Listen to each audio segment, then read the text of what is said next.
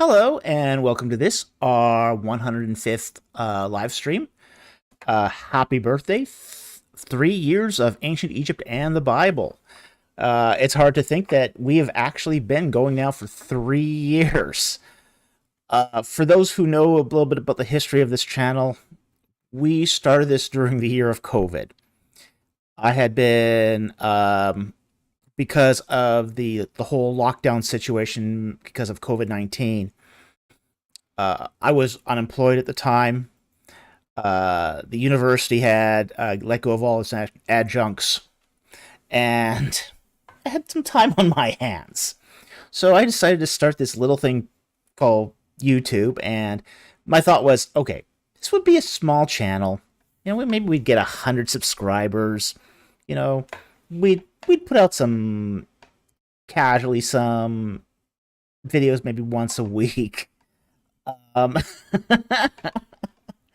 And it has turned into something a lot more than I ever anticipated. And we just coincidentally started it on May 5th. We did not know it was Cinco de Mayo. But happy Cinco de Mayo to all those who celebrate that holiday as well. So anyway, this is our weekly live stream where we take your questions on ancient Egypt and the Bible. We, like all YouTube channels, super chats have priority, but we also take non-super chats as well. So we also we ask that if you do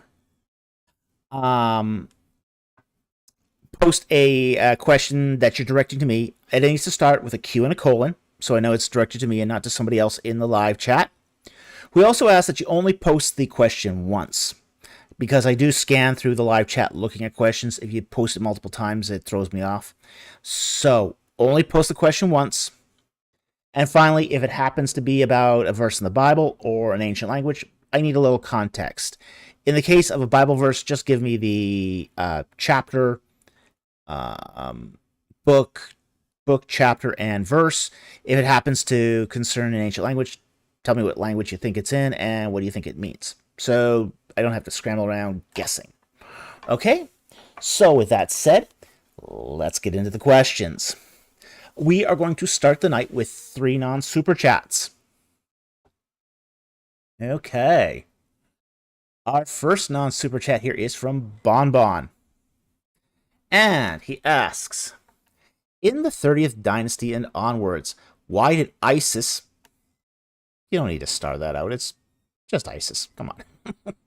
Become so popular, even more than Osiris, among both Egyptians and later Ptolemies, as opposed to some other deity. What made her so special? Well, we have to understand it wasn't just Isis and Osiris. It was also Horus as well. The Abydos triad was always a very popular mortuary cult. Now, in the Abydos triad, and these are the 3 main gods of the funerary cult at Abydos, which is Osiris, Isis, and Horus, particularly Horus the Avenger. Now, Horus had his own role in sort of the mythology of Egypt as, say, the god of kings. But an Osiris was the king of the dead. He was the king of the dead. He was the god that after you died, basically stopped the decay of your body and gave you apotheosis in the afterlife. But Isis's role is a little different. She was the one who gave Osiris his power to basically reconstitute himself in the next world. Without Isis, there would have been no Osiris, essentially. She was the one responsible. It was her power that gave Osiris his power. And while her role was more diminished early on in the Osiris cult, later on, it was seen as um, the essence of Osiris's power. So it's very, very much that in, say, the 30th dynasty and onward, people started recognizing that in the myth, Osiris is much more of a passive agent than he is an active agent. Osiris is not responsible for his own resurrection. Osiris has no agency once he was chopped up and spread out all over Egypt. He had no agency at all. He was dead. Really, really dead. It's only because of Isis that the pieces get collected back together, sewn with thread and needle. She reanimates the corpse to copulate with it, and that reanimation results in his transformation in the realm of the dead. So, with that said, that's the reason why she becomes much, much more of a popular figure, because she's the one with all the power. So, anyway, thank you very much for the question. Very, very much appreciated. And I hope that answered the question.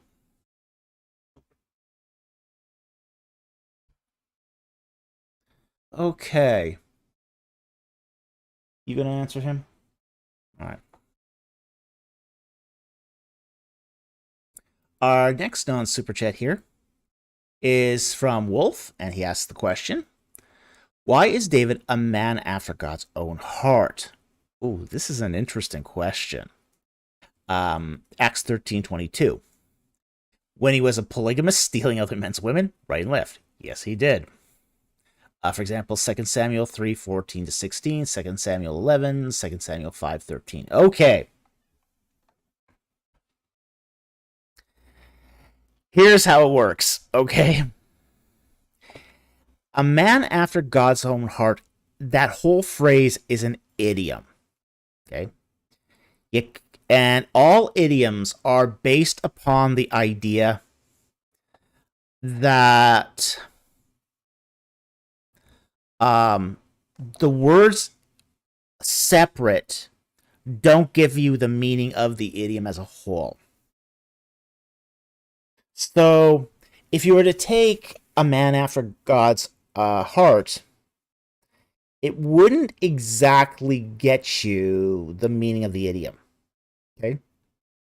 So yeah, David is a man. But what does it mean after God's own heart? Well, when you take the idiom in its context, it's more that whatever David desires ends up achieving God's goals. So that's the meaning of the idiom here. Yes, David was a bit of a scumbag. He was a bad father. He was a womanizer. He was a murderer. Okay? But the idiom doesn't relate to any of that. The idiom relates to whatever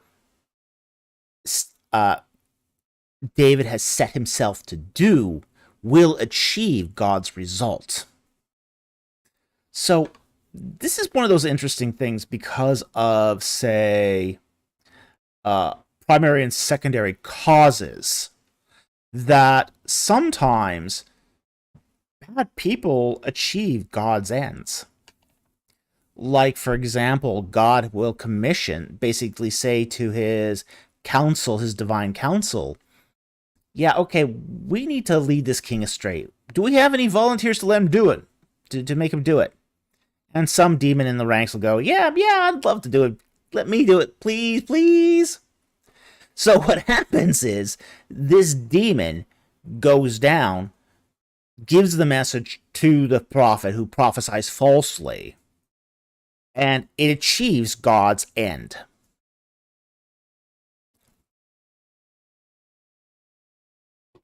So this is what's happening here. This is exactly what's happening here, is that it's not that David is such a nice guy. It's not that David is so godly. It's not even that all these things are being approved of. And in fact, they're certainly not. If anything, these things are being exposed, and his acts are being shown to be the acts of a bad king and a bad person.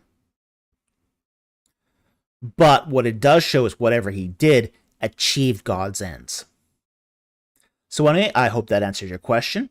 Thank you very much for the question. Very, very much appreciated, and a fascinating question. Okay, our third non-super chat here is from Let Me Explain, Followers of the Shepherd. And he asks, in one of your lives, you had said... lives, well, that's an ambiguous thing. Was that live stream or past lives? Not that I believe in reincarnation, but could be taken that way. You had said that they knew the priests would move the statue to speak. Yeah. This is the Egyptian priests. Would have like a draw cord on some of the statues to make like the mouth move. Was there ever a conflict due to disagreement, like someone thinking it wasn't from a god or heretical? No, there wasn't. Okay. To our knowledge, there was no disagreement with his practice. It was just seen as standard operating procedure within Egyptian temples. We have to understand that temples served a lot more than just a religious function. They served a judicial function. Now, judicial function wrapped up in religious guise and religious clothing, but a judicial function nonetheless. Okay?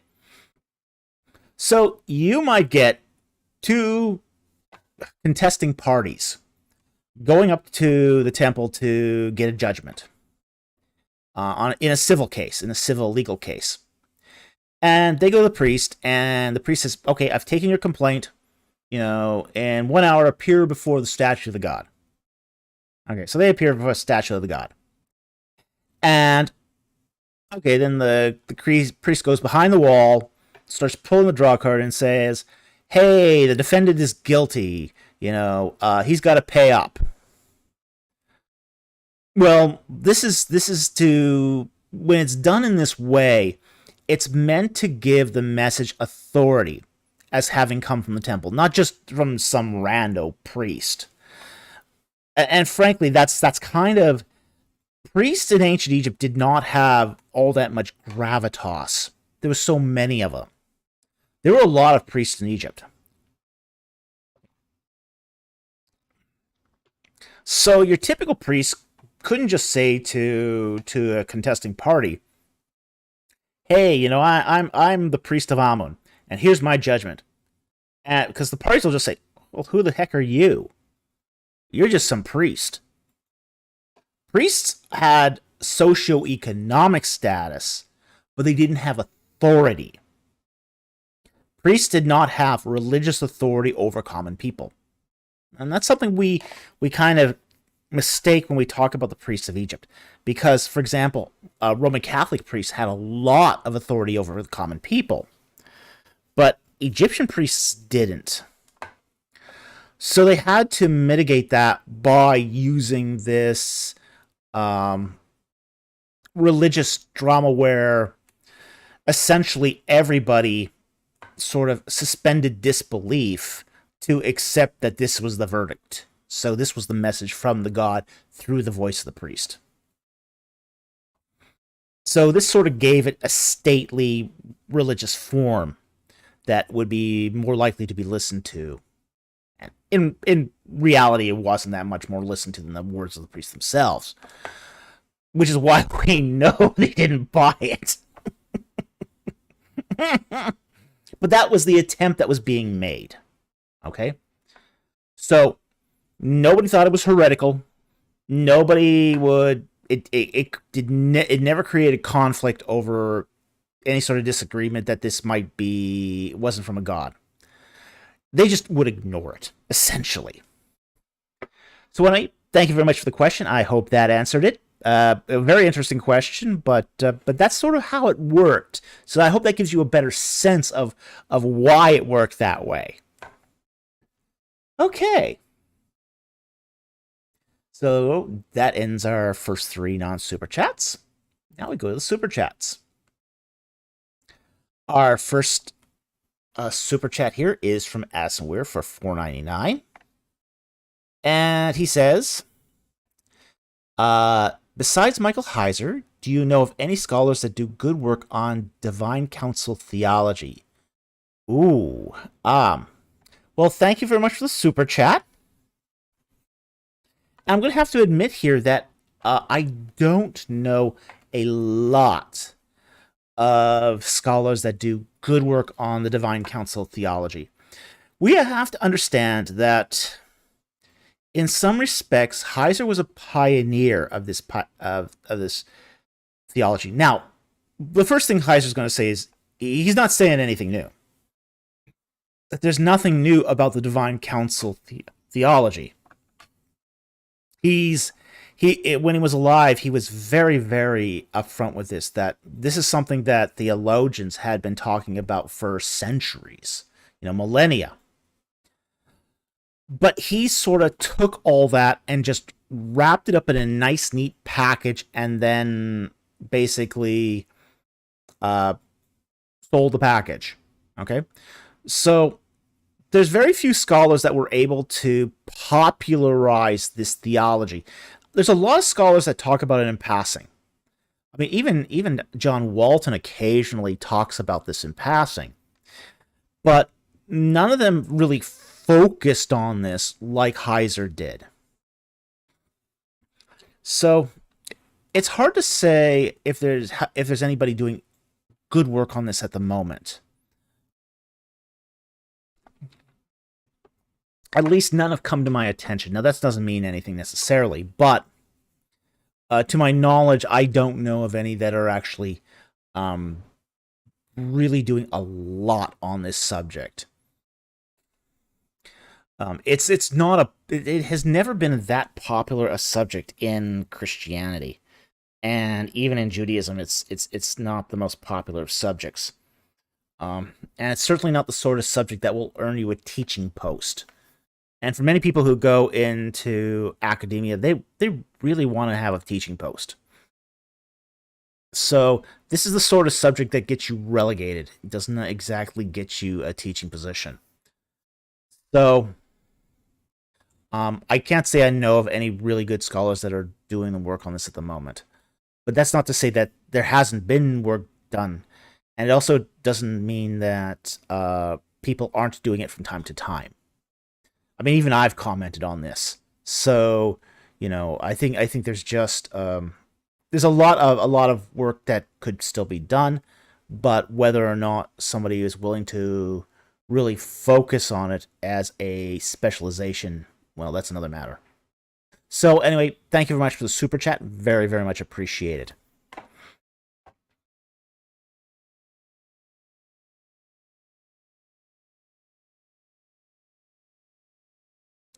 Okay, the next super chat here is also from Addison Weir for $1.99. Thank you very much for the super chat. What's the Bible's teaching on harsh language? Ooh, It depends upon what you mean by harsh. And when Bible translators translate harsh, here's the thing: the Bible does not say a lot on harsh language. It uses one of two words for harsh. Kaseh, which can mean hard, severe, basically tough to swallow. It's a tough to swallow. It's a difficult to accept message. An example of this is like in 1 Kings 14:6, where, say, the wife of Jeroboam goes to the prophet Abijah and asks, "Hey, my son is sick. Is he going to recover?" And of course, she's doing it in disguise. And the Lord says, "Hey, when she comes to you, give her this harsh message." Okay. This difficult, severe message. Now, we do have to remember that Jeroboam was not a great king, not a good king. So there would have been aspects of that intermingled within the sort of the prophetic message. But the idea here is that the prophet is commanded to give a harsh or severe message. Okay? On the other hand, you also have another term called esev. And we find that term in Proverbs 15:1, where it says harsh words create anger. Okay? Soft words calm the soul. Okay? Now, in this particular case, in Proverbs 15:1, the idea here is that esev is hurtful, painful, harsh in that way. So we got two kinds of harsh here. One which is more difficult, hard, severe, and the other one which is hurtful, painful, and harsh in that way. So there's a difference. There's almost a difference in the way the Bible treats harsh by intent. Is the intent of your words to wound, or just to provide something difficult for the person to consider or think about? If it is the latter, then the Bible has nothing bad to say about that. Honestly, sometimes we do have to give people tough medicine. Doctors do this all the time. Especially oncologists. Oncologists will call people in their office every day and basically say, "I've really got a really bad message for you. You're dying of liver cancer, and it's inoperable. Sorry. You got 2 months to live." That's a tough message. That's harsh. That's really severe. Talk about a hopeless message. That's it. But doctors do this so people put their affairs in order to say their last goodbyes. Because the truth here still matters. It's important sometimes to say harsh things for the good of the person. And when done for the good of the person, it's not a bad thing. It's a noble thing. No one wants to do it. No one wants to deliver a message like that.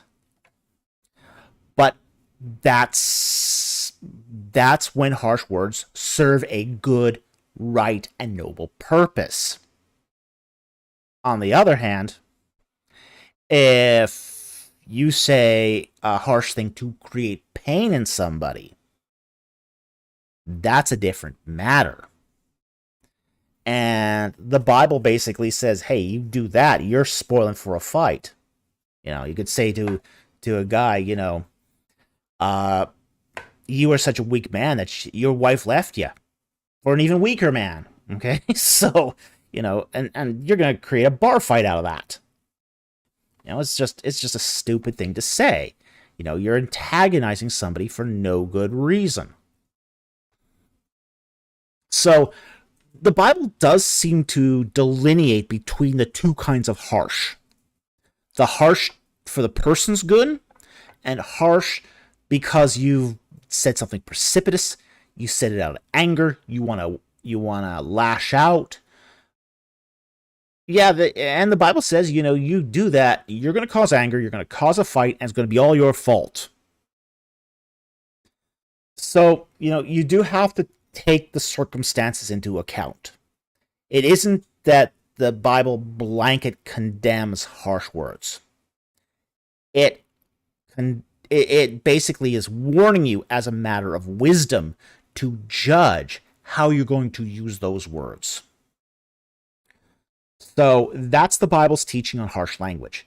It matters on the context, it matters on who's good it's serving, it matters on the purpose of the words. Is it to help somebody or is it to hurt somebody?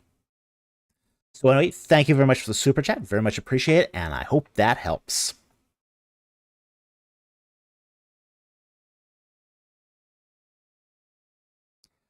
All right. Our next super chat here is from Jack Ray for $5. Thank you very much for the super chat.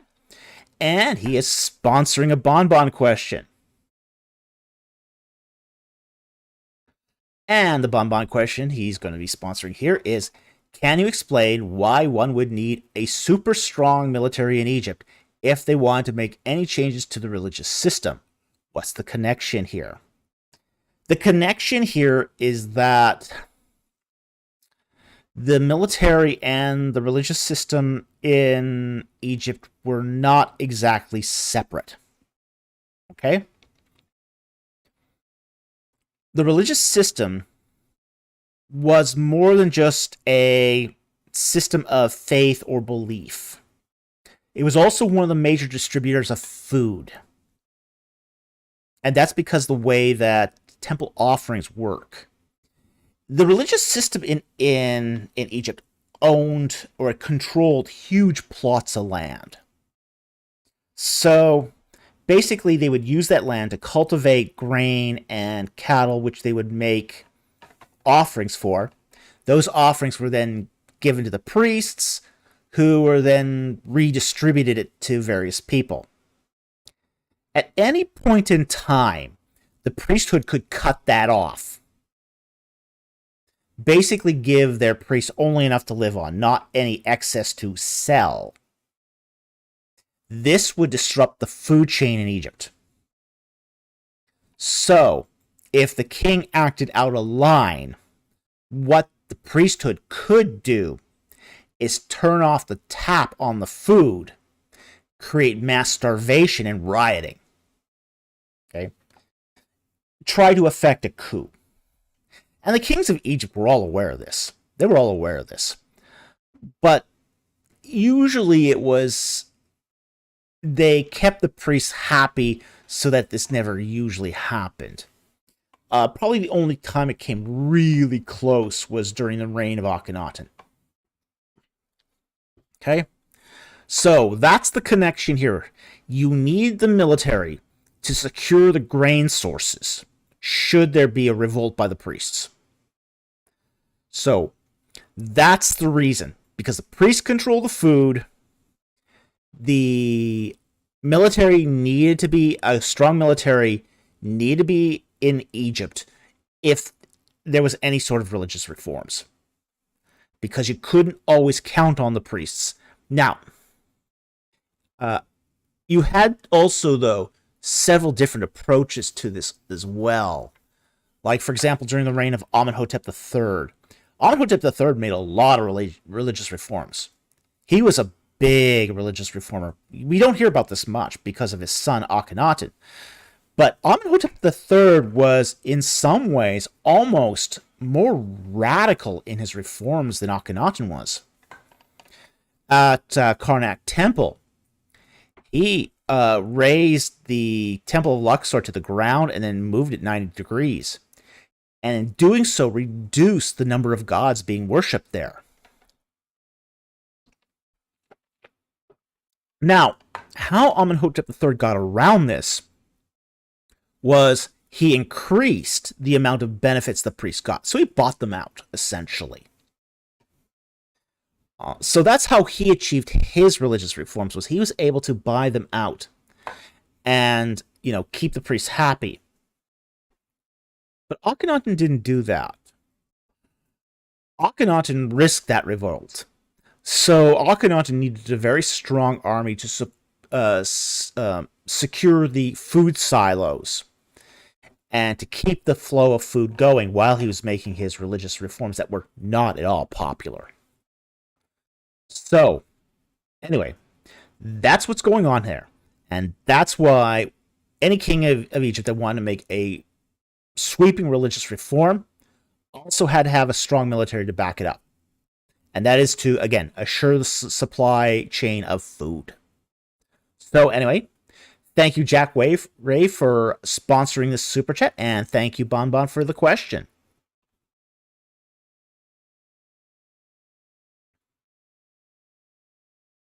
The next super chat is also by Jack Ray. And for $5, thank you very much for the super chat. And he meant to say, sponsor a non-bonbon question on that second super chat. I love a equal opportunity sponsor. Okay. And the non-super chat we're going to sponsor is by Frog Paste. And he asks, I heard a claim recently that there were no hieroglyphs of Egyptians cutting stone nor of the pyramids being built. Is this true? If so, why are there not? Okay. Now, we have to really realize that hieroglyphs it's a pictographic language. It's a pictographic language. You are not going to get whole vignettes normally. Okay, you're not going to normally get whole vignettes of pyramids being built as a hieroglyph. It'd be just too complicated. Hieroglyphs have to be simplified for writing. People are writing these things every day. They're part of the language.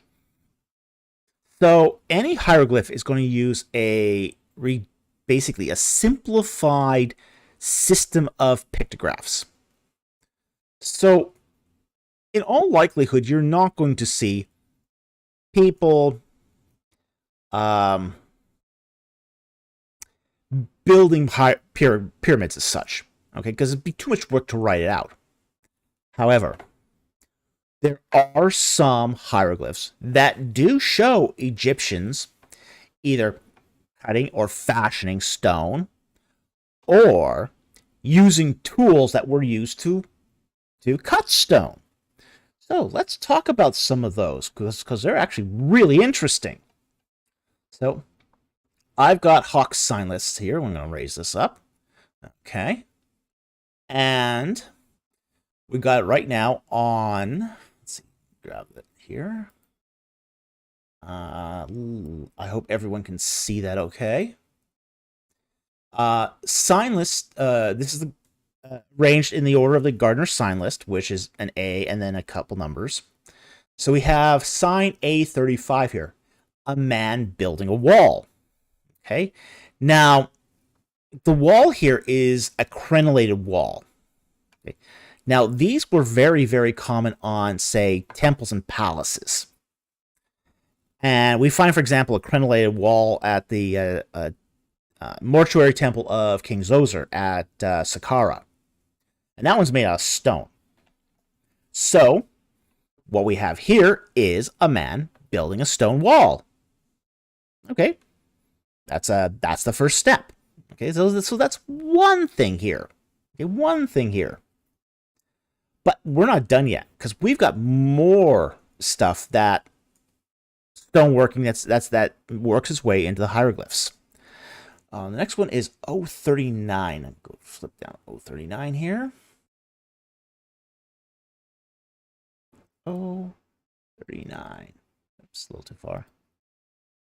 Okay.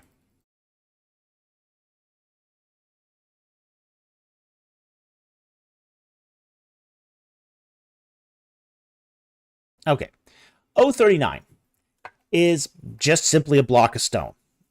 Okay. Now that's not so important for this, but it's going to pop up again as part of another hieroglyph. So you see that stone block there. So that would be the product of said stone work. But so keep that one in mind. So you see the square block there. We then go down to U16.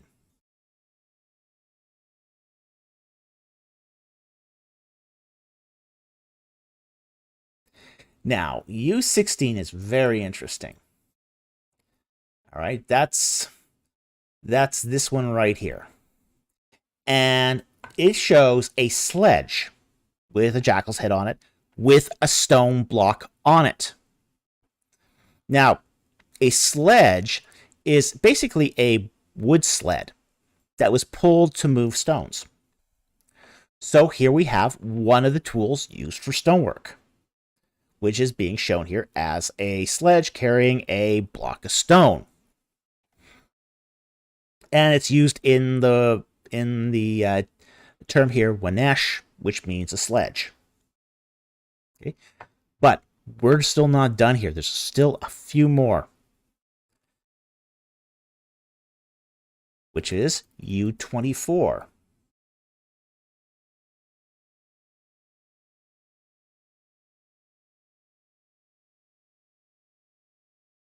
Or we'll start with U22, actually.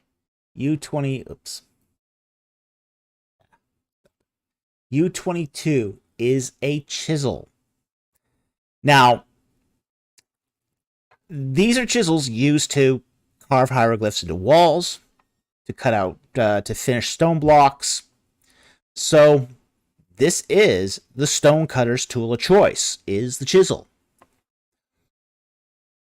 So, if there's no hieroglyphs of Egyptians cutting stone, well, why would they have the chisel? The only thing that chisel is good for in Egypt is cutting stone. They don't have a lot of wood lying around. It's not like they're using a lot of chisels to carve out wood. They're using them on stone. And that's the primary purpose of the chisel in Egypt, is to work stone. So, and we find a lot of these tools at sites where there are, especially cold chisels. You find a lot of them at sites where they have worked on stone. Like, for example, there was a few found at Deir el-Medina. We find them at Aswan. So, yeah, very, very common bronze chisels at stoneworking sites. And then finally, probably my favorite here is U24. Now, what's so interesting about this one? Oops. Here. Case. Okay. So I'll put U22 back on as well so you can see it properly. All right. U24. That one's my favorite. I love this one because this is actually a part of a bow drill. Okay, this is part of a bow drill. Now, I've seen a lot of TikTok videos where they talk about how the Egyptians couldn't cut these stone jars because they didn't have the technology to do it, because stone's so hard. This is the tool that they used to cut those jars. It's basically a kind of bow drill. Okay, so this is the part of this doesn't include the bow. This is just the drill part. So you see that kind of semicircle shape on the top. They would put their hand on that. At the bottom would be a piece of flint that was hafted to the shaft. And then they just take the bow drill and run across the shaft, and it would turn the piece of flint round and round and round and round, and it would bore into the blank of the stone jar. So this is how they hollowed out stone jars, is using this bow drill. And we just happen to have it as a hieroglyph. And its only purpose is to hollow out stone jars. So here's a great example of a stone cutting tool that we find in hieroglyphs. So it's fascinating. These are fascinating because they do appear in the language, but they don't appear as basically, pyramid building things. We have to also understand too that as far as the population is concerned, very few people were actually involved in pyramid building. Mark Lehner, who heads up the excavations at Giza, and he excavated the workmen's village at Giza. He estimates that there were only 10,000 people who were working on the Great Pyramid. That's a really small number if you think about it for a project that size. And if you think about it in terms of the population as a whole, there aren't that many people per proportion involved in the actual construction of the pyramids. Most of the people who were involved in the construction of pyramids were more involved in the agricultural process of feeding those people, not actually building it. So that was tougher. So there was very few people actually directly involved in the construction of a pyramid.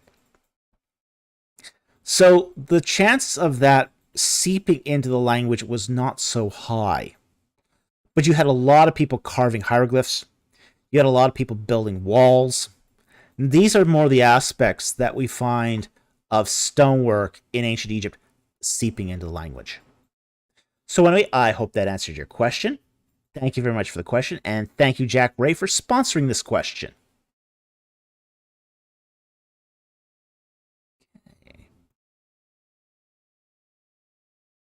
Our next super chat here is from Aston Weir for $9.99. Thank you very much for the super chat. How would you respond to the claim that passages supposedly affirming the existence of other gods, for example, divine council, are really just examples of progressive revelation? Well, I don't think the divine council and, say, progressive revelation are mutually exclusive. I think that is part of the progressive revelation. Now, what is progressive revelation? It's basically saying that you don't get the whole biblical story all at once. You don't turn to Genesis 1 and you find in the first page of Genesis 1, Jesus Christ died for your sins, or is going to die for the sins and raise again from the dead and save all mankind. Okay. Now, you're not going to find that on page 1 of Genesis. What you're going to get is little by little gradual theological development. What Graham Goldsworthy says is sort of the arc of biblical theology. It's an arc. It starts at creation. It peaks at the crucifixion and resurrection, and it then tapers down in the consummation. Okay? So, that's sort of the arc of biblical revelation. And progressive revelation is part and parcel to that idea that revelation is slowly revealed. It's like, for example, I think that the divine council, it really hits its peak as far as being a topic that's discussed amongst, say, the prophets and sages around the Second Temple period. You don't see it in Bronze Age literature. Not so much anyway. I mean, you see glimpses of it, but it's really not a big topic in the Bronze Age. But in Iron Age, oh yeah, definitely. And particularly in the Second Temple period. So you could definitely chalk that one up to progressive revelation. Where it's slowly being unveiled. And then its implications then for the crucifixion. So absolutely, I have no problem saying that, thinking it's part of progressive revelation. We also have to, though, be careful into thinking that, okay, what we mean by progressive revelation? Most theologians are going to say, well, this is what always had been from the beginning, but it's only being slowly revealed to us, bit by bit. Not that they're changing it over time, but that they're revealing it over time. And I have no problem with that. I think that's perfectly acceptable, and I even think that's correct. So anyway, thank you very much for the super chat. Very much appreciate it, and I hope that helped.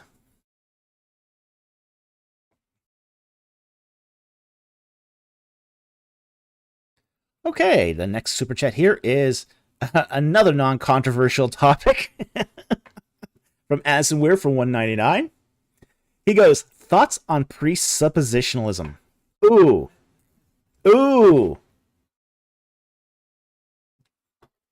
Okay, I'm going to be straight up with you guys. I don't like presuppositionalism. I don't like presuppositionalism one bit. Yeah, I know a lot of my colleagues out there adore presuppositionalism, especially a lot of my Calvinist colleagues. I don't have anything against Calvinism, by the way, but I do have something against presuppositionalism. Here's the thing. I'm an evidentialist. I'm a hardcore evidentialist. I think you can know something without recognizing God. All right? I'll be straight up with that. I mean, I got Van Til right here. All right. I got his introduction to systematic theology, which is, by the way, a terrible systematic theology. So, and the reason why it's a terrible systematic theology. Oh, I probably did offend Sully, but because really, when you look at his systematic theology, it has nothing to do with systematic theology.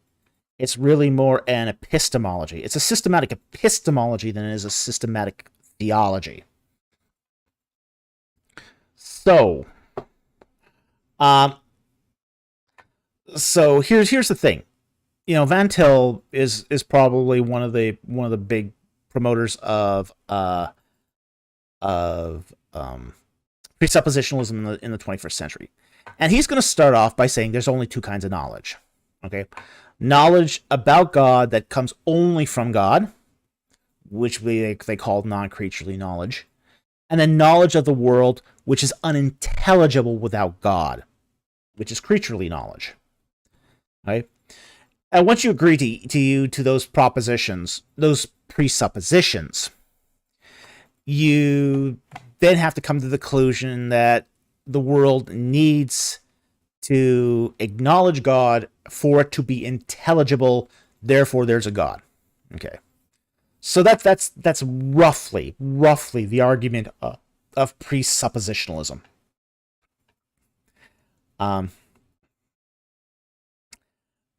So, with that said, I have problems with some of those premises. I really do.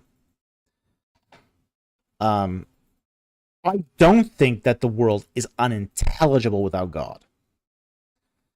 There's ways that because just even some basic stuff, like I see the color red, is intelligible without God. You're seeing red. Your eye perceives the color red. It's getting the signal of the color red, and you are perceiving that as a kind of knowledge. Okay, so, it doesn't stand well against empiricism. So I think that's an issue. Yeah, unless you're colorblind. But you're still getting the photons of red there, even though you can't interpret it right. The problem then is with the perception, not the stimulus. Yeah. Yeah.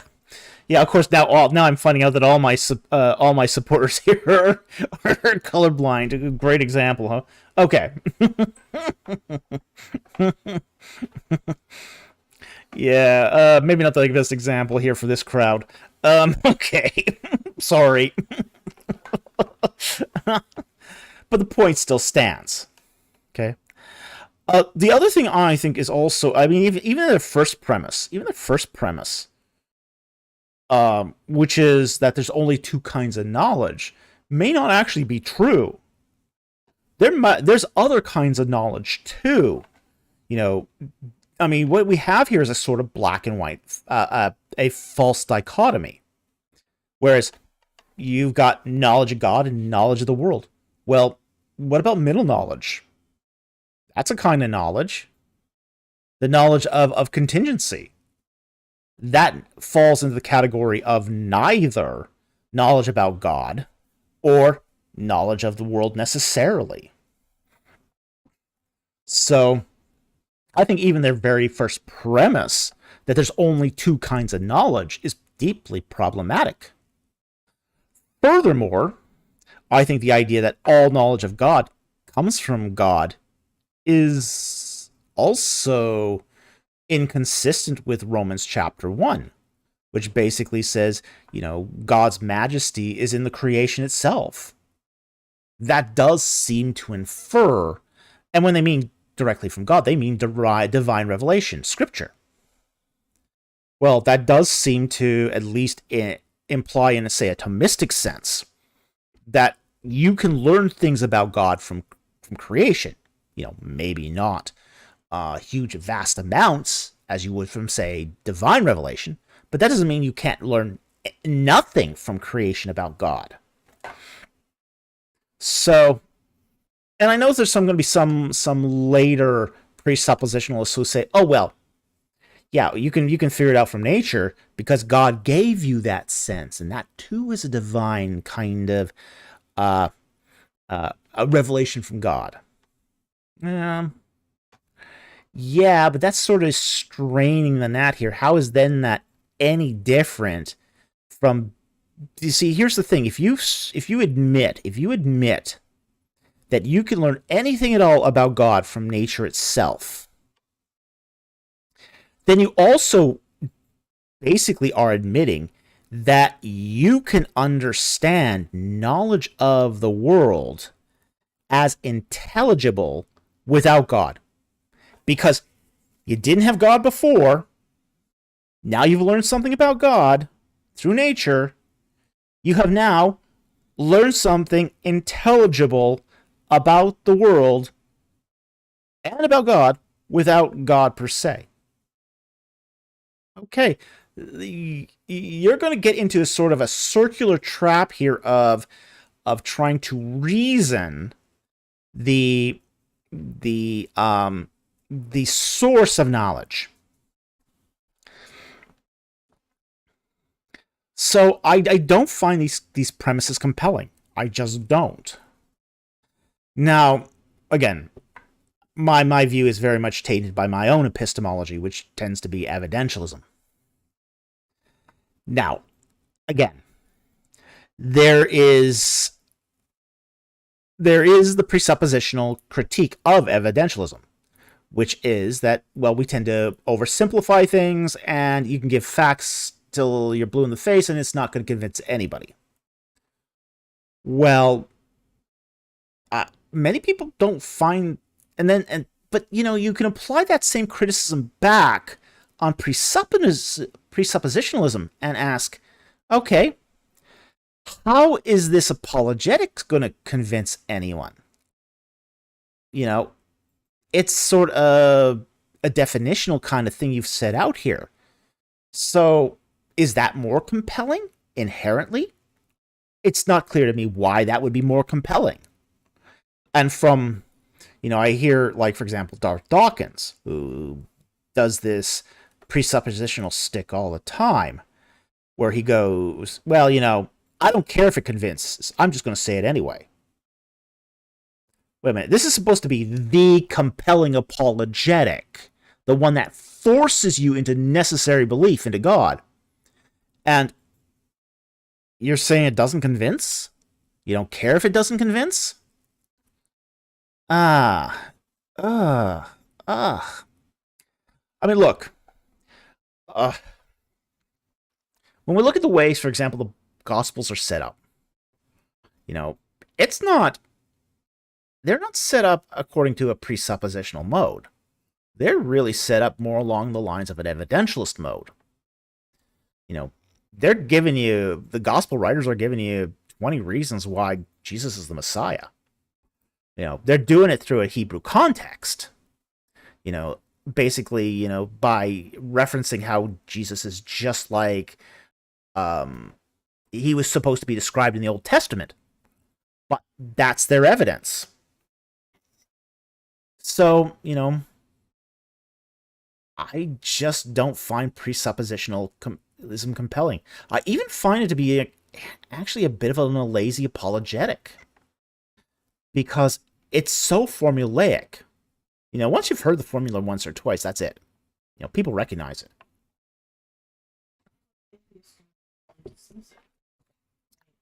Yeah. And frankly, it's even not that compelling. I mean, the atheist can essentially say, okay, yeah, I believe things without needing to believe in a God. That doesn't drive people to the necessity of belief. It just sort of makes them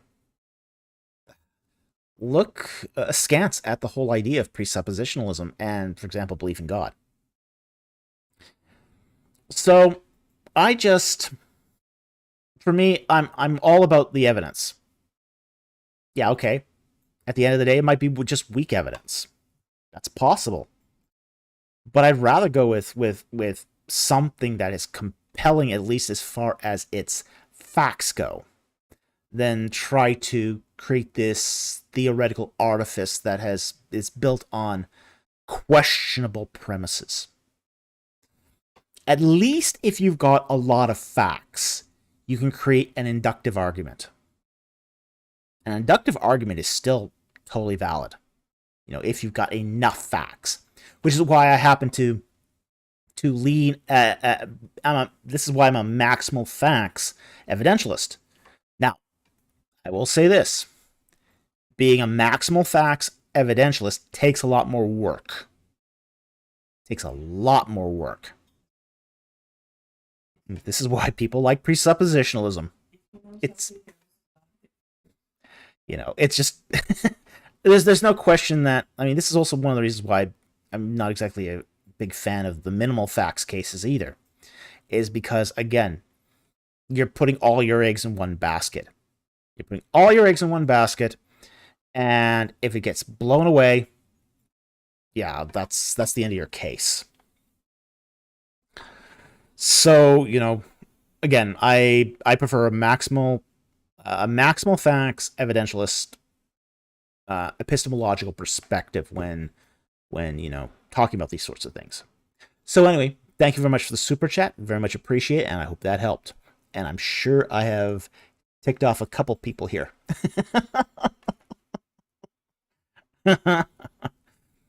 Alrighty. Next super chat here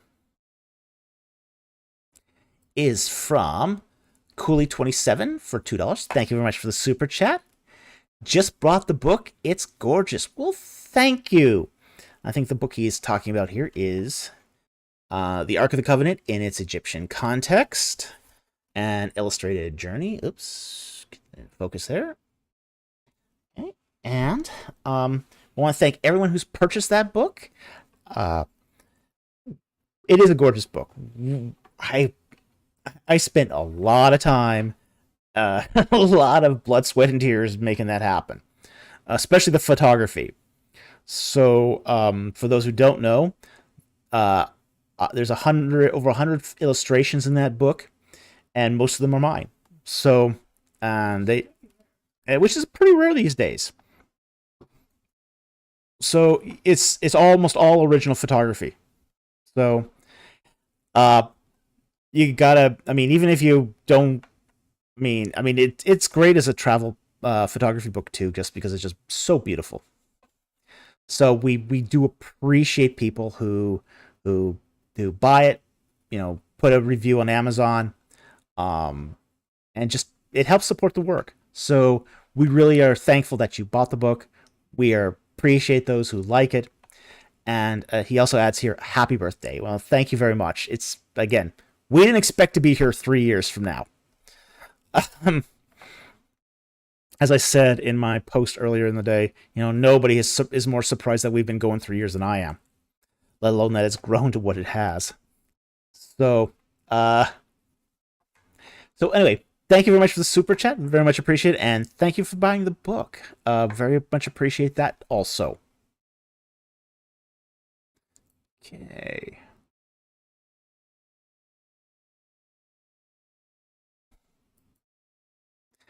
JP for $5. Thank you very much for the super chat. And he asks, does the Tetragrammaton carry ontological significance? Okay. Now, there's more than one way to take that question. For those who don't know, the Tetragrammaton is the divine name of the God of Israel, Yahweh. And it's 4 consonants, which is where the word Tetragrammaton comes from. And it's a form of the word Yahweh is a form of a secondary form of the verb to be. And it is so the name means I am. Okay? He is technically, because there's also an achye, which is I am. So Yahweh means he is. So, does it contain ontological significance? Well, ontology is the idea of the origins of things. So there is a respect in that the name does have, say, an ontological implication, which is that he is the one who is, who will be, and who was, who is, and who is to come. Because here's the thing with that verb to be as well, is that the future tense is the same as, say, the present. So there is some, it does have that sort of temporal weight to it. So it's not just he is, it's also he will be. And inferred from that would be he was. So it does seem to indicate, at least imply, that there is that the God of Israel was not created, that he always existed. He's timeless. He's outside of the causal stream. He makes things to be, but he has not been created himself. So anyway, I hope that helps. Thank you very much for the super chat. Very, very much appreciated.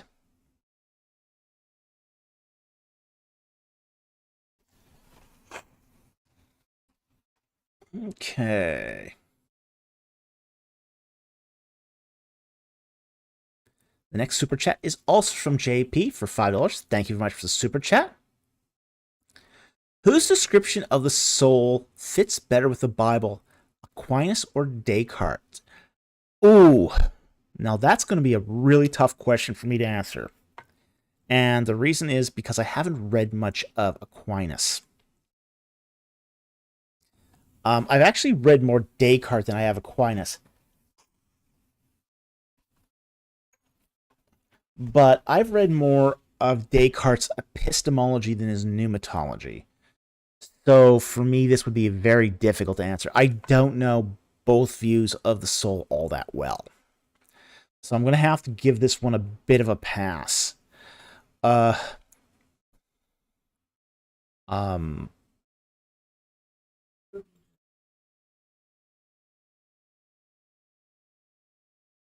Okay.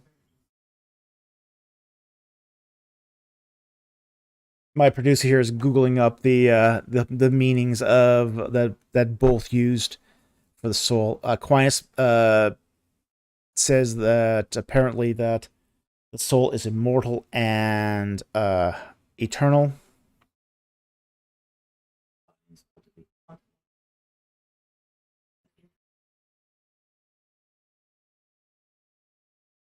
Okay. That doesn't actually clarify it for me all that much. I no, I don't.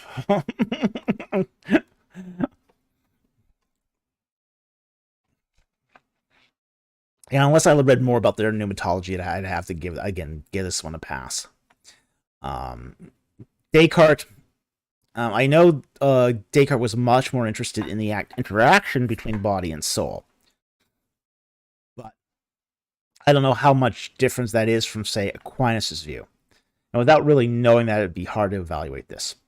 So anyway, again, it's not something I've done a lot of reading on in this particular area.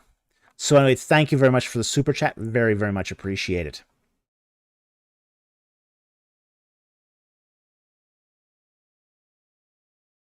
Okay. Next one here is from JP for $2. Thank you very much for the super chat. Is Ecclesiastes an existential argument for God? Oh boy, how do I even answer that one? Well, in what sense is what I'd have to ask is in what sense do you think it could be an existential argument for God? You know, I know there are people who have argued that Ecclesiastes is an argument for the existence of the church. I don't think it's a great argument, but I know that there have been apologists and theologians that have argued that claim. That Ecclesiastes, also known as um, the Wisdom of Solomon, it makes a lot of it's called Kohelet. It's called Kohelet in the Hebrew. And I'm not sure in what sense this question is being asked. It's more, I think it's one of the things I think it is. Ecclesiastes is the idea of where does one find one's meaning in respect to God? I think Ecclesiastes, if we take a step back from the question for a moment, and we look at the text of Ecclesiastes, it's talking about Kohelet, the son of the king who is wise in all things. He devotes himself to pleasure, finds emptiness in that. He devotes himself to wisdom, finds emptiness in that. He looks at the world takes off the rose-colored glasses and sees the world, sees injustice. He sees the wise but poor man who saves a city and sees the injustice of that. And, basically says, there's only one thing that's secure, only one thing that's solid. Remember your Creator in the days of your youth, and He will be your hope under the heavens. Okay? I think Ecclesiastes is much more an argument about teleology than an argument for the existence of God. I think one of the things Ecclesiastes does is it assumes God.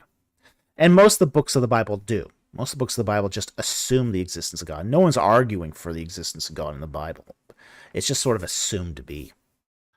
But that doesn't explain the relationship of the meaning of mankind within that divine framework. So I think what Ecclesiastes really does well is it says the teleology of man. What is the purpose of man? The purpose of man is to acknowledge his God and to worship him. And I think that's what Ecclesiastes is driving at, is that all these things in the world, they're not going to give you happiness. They're not going to give you joy. They're meaningless. They come and they go. Mankind, he comes and he goes. He's like the grass of the field, the flowers of the field. Here today, gone tomorrow. The soul of man, he goes back to his God eventually. No one's permanent. Nothing is forever. There's a time for war, a time for peace. Time to plant, a time to reap. It's this cycle of over and over again. Everything is impermanent. Nothing is permanent. Nothing stays forever. You might get drunk and feel joy for that for a moment, but there'll be emptiness in that in the end. What Kohelet is trying to tell us is that there's only meaning in God alone, and that your best advice in life is to recognize God in the days of your youth, so you can have a long life knowing God. That's what Kohelet Ecclesiastes is driving at. So again, not really sure what you mean here by a sense of it, of an existential argument, but it is certainly meant to advise you to, go back to your God and to serve him. So anyway, I hope that helped. Thank you very much for the super chat. Really very much appreciated.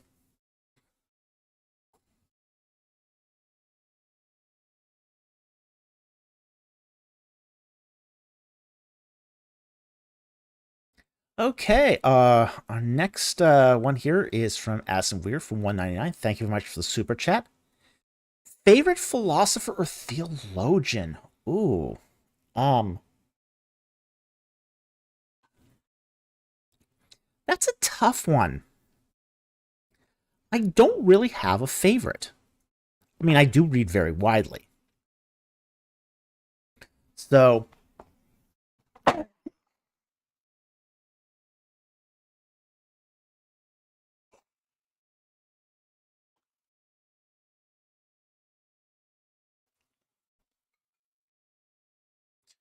because I read so widely, I have nothing. No,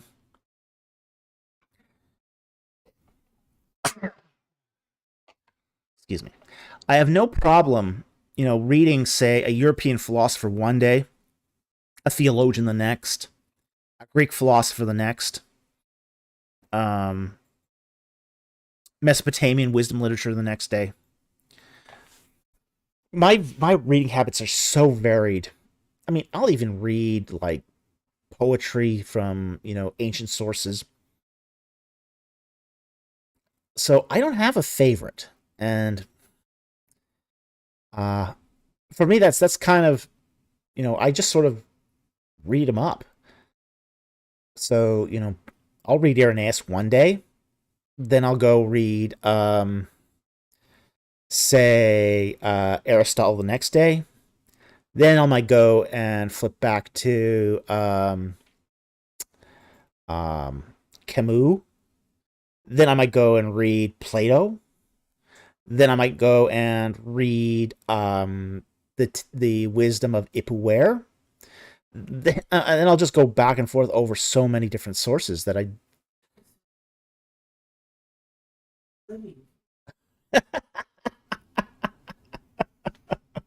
Favorite living philosopher theologian? Alvin Plantinga. Okay, but that's the easy choice. Everyone loves Plantinga. I love Kierkegaard. The problem of being a Christian is just a masterwork. Is an Kierkegaard is absolutely a just really encapsulates the difficulty of Christian living. So I very, very much like Kierkegaard. But there's all sorts of different philosophers and theologians and church fathers.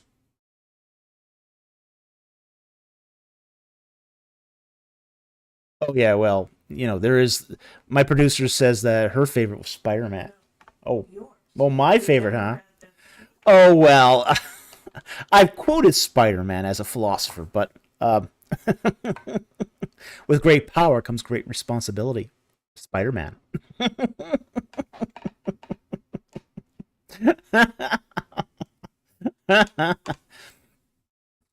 Yeah. So my reading habits are so varied. I just don't usually stick to one. So anyway, thank you very much for the super chat. Very much appreciated.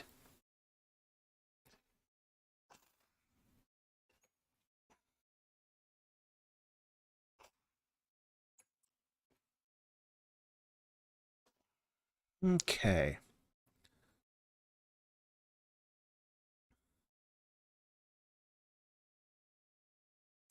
Our next super chat here is from Josh Nichols for $9.99. Thank you very much for the super chat. Happy birthday. Well, thank you. I know you probably get this a lot, but what are some reliable sources, books, textbooks, scholars for ancient Egypt? Also, your book has been fantastic. Well, thank you so very much. Well, for a primer on the history of Egypt, I always recommend Ian Shaw's Oxford History of Ancient Egypt. Ian Shaw is a very, very good historian. So I highly recommend his books on to get yourself familiar with ancient Egypt. Uh, Another good source. It's getting long in the tooth. This one desperately needs revision, but it still has some good things in it, which is Egypt: Anatomy of a Civilization, and I forgot the author of that one off the top of my head. Let me see if I can just quickly look that up.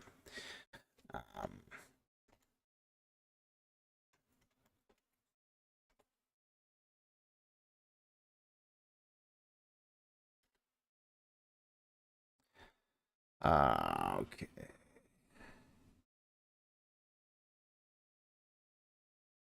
Barry Kemp. Barry Kemp is the name of the author of that one. Yeah, that one was in its day, it was really a ground changing book. Today, it's suffered from the fact that it needs serious updating. Whether Kemp will update it, I don't know. But last time I used it for a class, it was really clear it was getting too old to use a class textbook. But it still is an important work. So Barry Kemp's Egypt Anatomy of a Civilization was very good. Just about anything written by Ken Kitchen is going to be good. I'd also say, like for example, Ken Kitchen's book on Ramses II is still yet to be bested. Oh, spell the author's names. Okay. Okay, the first author's name was Ian Shaw. Okay, its second author's name was Barry J. Kemp. And then Kenneth Kitchen. And the fourth one I would also recommend it would be James Hoffmeyer. All right. There's other sources and resources for ancient Egypt as well. A lot of it will depend on what you're looking for as well. Because some people will specialize in certain aspects of this. Like for example, if you really want to know about the Amarna period, the best source of that was, what was his name now? Just give me a moment here. I'll look that one up. Was a series called Amarna Sunset. Let's see, what was his name?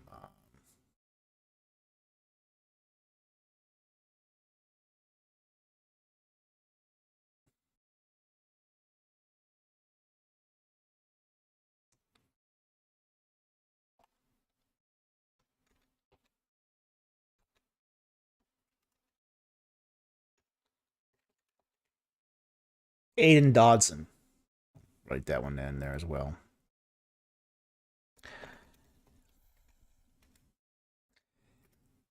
Dodson also does a really good book on, say, the families of the New Kingdom period. So that book is also really excellent. I don't agree with Dodson on everything. To be very blunt, I do have points of disagreement with Dodson, especially on matters of chronology. There's things on chronology I've definitely disagreed with Dodson on. So anyway, Christian Bolshevik says Kenneth Kitchen is GOAT, greatest of all time, because he's so sassy and makes his work less dry to read despite being scholarly, which is supposed to be dry. Well, yes. It's one of the reasons why his book sells so well too, is because he is very he's a good writer. He's a good writer. And he does love throwing in the puns and the jokes and all that stuff in there as well.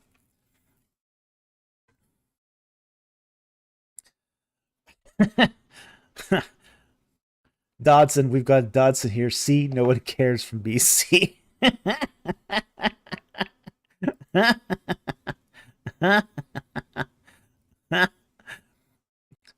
Oh boy.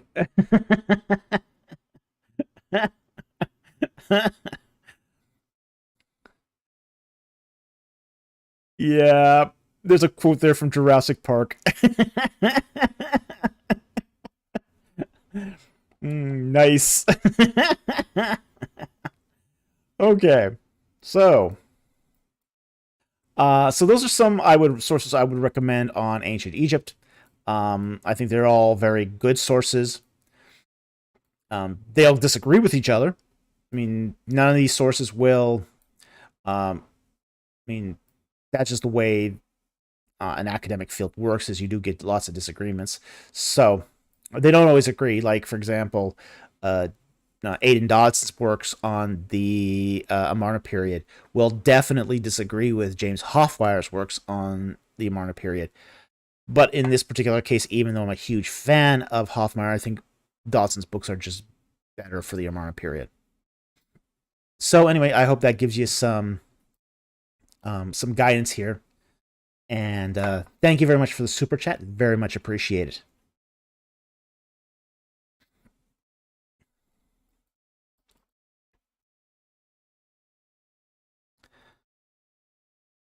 Addison Weir for $4.99. Thank you very much for the super chat. How would you respond to the claim that the Bible is pro-slavery? Well, the same way I would respond to the claim that the Bible's pro-divorce. The fact is that just because slavery was regulated doesn't mean it is pro-slavery. The Bible also has provisions for the institution of marriage and for divorce. But it's very clearly not pro-divorce. Just because something is regulated doesn't mean it's approved of.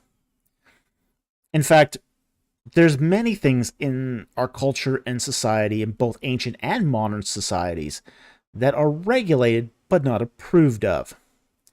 Like, for example, one of the reasons why Canada has a really, really steep liquor tax. Okay, I mean, it's a steep liquor tax. It's like half the cost of the product is tax. Yeah, how do you sell drunk driving? You make it so unaffordable that nobody can buy it. Of course, that didn't solve drunk driving. It just and some people have questioned how effective that is, but a lot of that liquor tax was instituted because the government did not approve of drinking alcohol. So, yikes. So just because the government regulated alcohol does not mean it approved of it. Quite the opposite, in fact. Likewise, just because the Bible regulates divorce does not mean it approves of divorce. And just because it regulates slavery does not mean it approves of slavery. It's part of the economic fabric of the age. So, there's a lot of things that were, part of the context of the time that were just, you weren't going to change that just because you outlaw it. So you had to regulate it. So that's how we respond to this. Is essentially, it mentions it, doesn't mean mentioning it doesn't mean regulating it doesn't necessarily mean approving it. So anyway, thank you very much for the super chat. Very much appreciate it, and I hope that helps.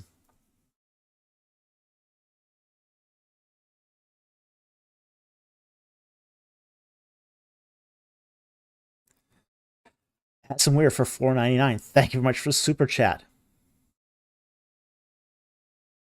Does David Falk like to talk while going for a walk? Oh, a rhyme. Okay. No, I don't. No, when I walk, I keep my mouth shut. I'm actually an introvert. I'm very introverted when I'm not on the air here. So, nope. Don't talk while I walk. Don't say much of anything. And I like it that way.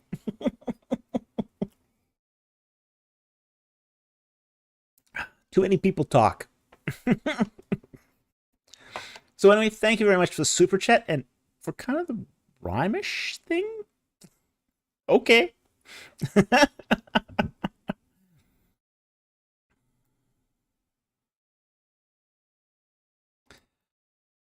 Patui says 3 years and I still haven't made Egyptian barley beer. Dude, you're so missing out. So missing out. Try it, you like it. It's different though. It's very different. I'll say that. Again, it's got that sort of lemony taste that was really unexpected. But it wasn't bad. It wasn't bad, especially when it's carbonated. Carbonated is better. Better carbonated. Although the Egyptians never had carbonation, so it would make sense if you didn't carbonate it. And that's because they didn't have sealed containers.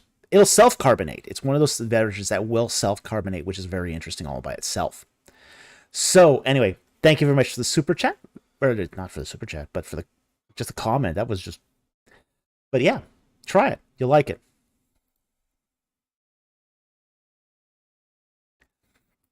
Okay.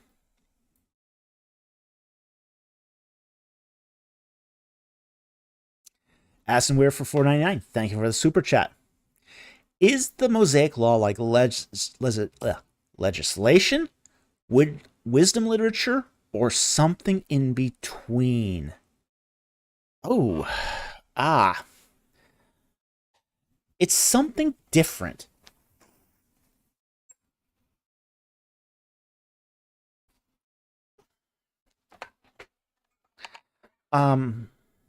I wouldn't say it's necessarily legislation. And it's not really wisdom literature either. It's more along the lines of case law. Okay? Like, for example, we do in modern jurisprudence, we understand that there's a difference between, say, mandatory sentences, maximal sentences, and, say, how much discretion a judge can have. It's very clear that, say, the Mosaic Law is more along the lines of, say, discretionary jurisprudence. So when a judge is presented with a case, he is seeing what the past precedent was. We see this in law codes all over the ancient Near East. Like, for example, the Code of Hammurabi. It's more a catalog of case law, than it is actually prescriptive. And it looks like the Mosaic Law is more along that bent. Because there was a whole lot of people doing a whole lot of things that if this was legislation, it wasn't very effective legislation. So there does seem to be an implicit understanding that the law is more to give guidance than it is to prescribe.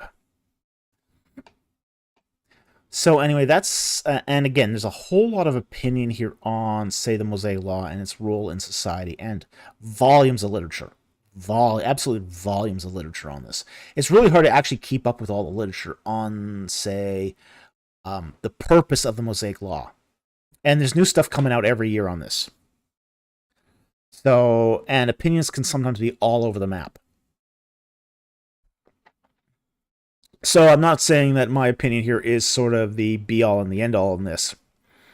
But from what I understand, it's case law. It's descriptive of what good judgment should look like. It's not necessarily meant to exact the absolute penalty described in the law, but I think that that's how we can frame this. Is it seems to be more of a matter of case law, a good guide for jurisprudence, and that's about it. So anyway, thank you very much for the question. Very much appreciate it.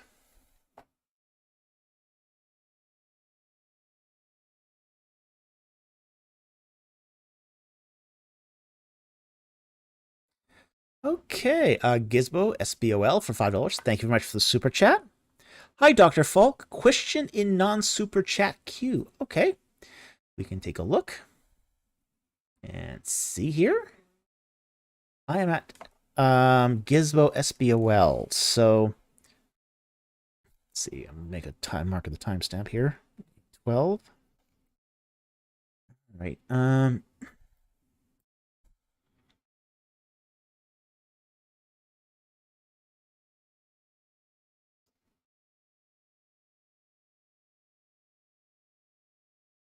Okay, I'll take his here. And he asks, some very early daters disregard a literal 480 years, but place the Exodus in the 16th century BC with one of the last Hyksos pharaohs as the Exodus pharaoh. Sons of Jacob being subjects of the Hyksos. Thoughts? Okay. This view is actually... You'll get sort of two strains of this view. You do get some people that basically say that the Israelites were the Hyksos. Now, you're going to get the same problems with that as you do with the 15th century dating of the Exodus, in that the archaeology of Israel is not going to support that, especially not stuff like the Amarna letters. Okay, so that's going to have the archaeological problem. A more common use of a view similar to this is what's called the memorialist view. And the memorialist view is basically saying that there was a Hyksos exodus from Avaris at the end of the 16th century, really mid 16th, but okay, that's quibbling. But that was not that's not the Israelite exodus, but it was a Hyksos exodus, and the tale of that exodus is remembered in Israelite culture. Donald Redvert was a big proponent of that view, that memorialist view. I think there's some issues with that particular view.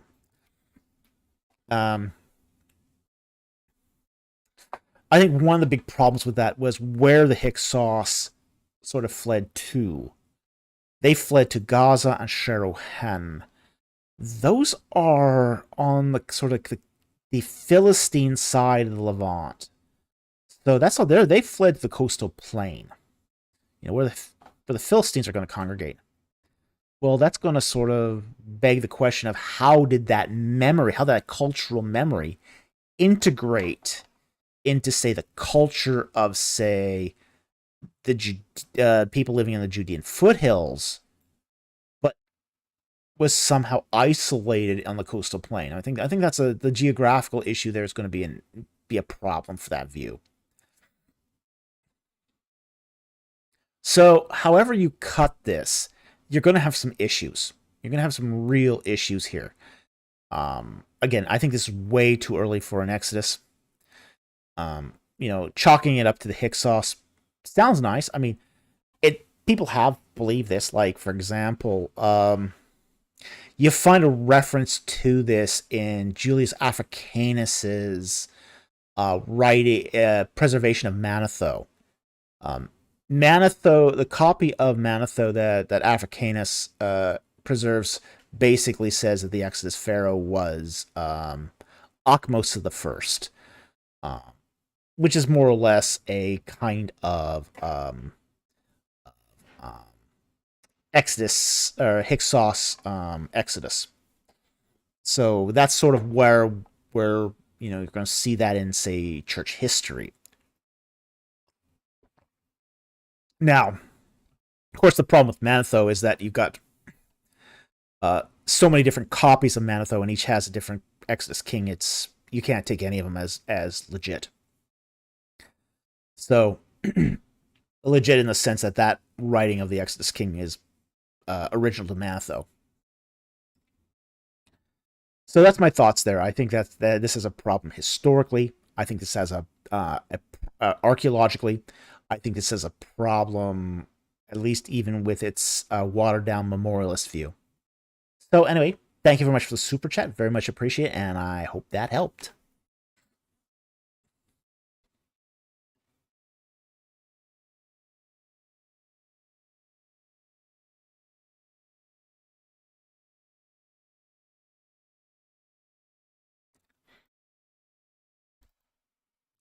Okay, our next super chat here is from our Amanda S for $5. Thank you very much for the super chat.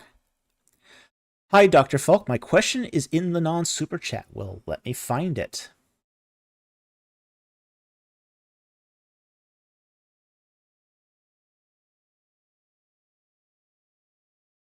Let's see if I can find it. Is it above?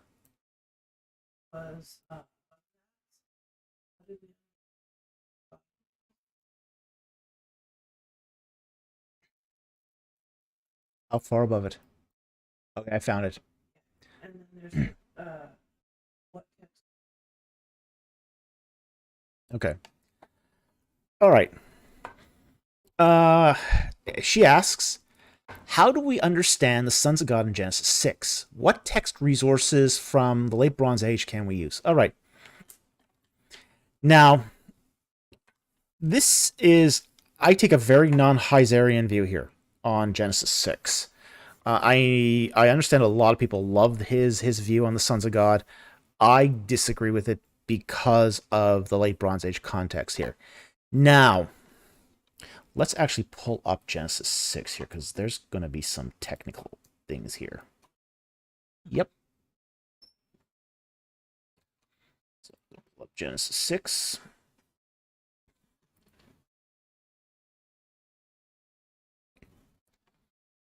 And pull up our Bible here. And let's read 1 and 2 here. Actually, let's go to 4. Let's go to 4. Okay. Now it came about when men began to multiply on the face of the land, and daughters were born to them, that the sons of God saw the daughters of men were beautiful, and they took wives for themselves whomever they chose. Then the Lord said, My spirit shall not strive with man forever, because he is also flesh. Nevertheless, his days shall be 120 years. The Nephilim were on the earth in those days, and also afterwards, when the sons of God came to the daughters of men, they bore children to them. Those were the mighty men who were of old, men of renown. Okay. There is actually a lot of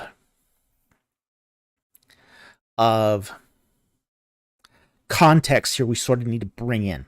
When you read the late Bronze Age literature, you see this quite frequently. Now, let's begin with sons of God.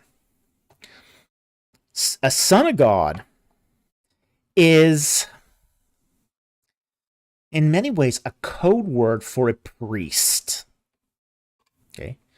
Now, you have, for example, in Egypt, you have, say, the son of Re, which is a designation for the king.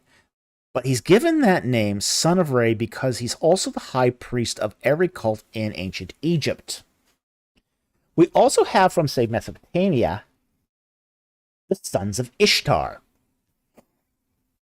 They were another caste of priests. So we have all sorts of references in the ancient world to sons of a god being a caste of priests. So it's all over the place in Bronze Age literature. So then, okay, that covers the sons of God. That one is pretty straightforward. So, what do we do with the daughters of men? Well, the daughters of men is just a little different. What we're talking about here is an ancestor cult. Now, basically, the daughters here, and it's not just men, as in Ish, but Adam. And that's very different. Okay? That's the key to understanding this. It's not the daughters of... It's not just the daughters of any man. It's the daughters of a specific man. The daughters of Adam. So, now we're getting a little closer here. So what have we got here is an ancestor cult. So we've got a caste of priests, the sons of God, and an ancestor cult. And they're swapping wives. Or swapping spouses. So what's the issue here? What's the problem with this? Okay. The problem here is going to become with the Nephilim in verse 4. And the Nephilim in verse 4, Nephal means to be fallen. Okay. So the Nephilim are the fallen ones. Well, why should a marriage between two castes of priests result in someone being fallen? The key is going to be the mighty men.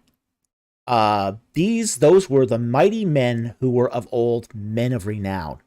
These are men. Okay? These are men.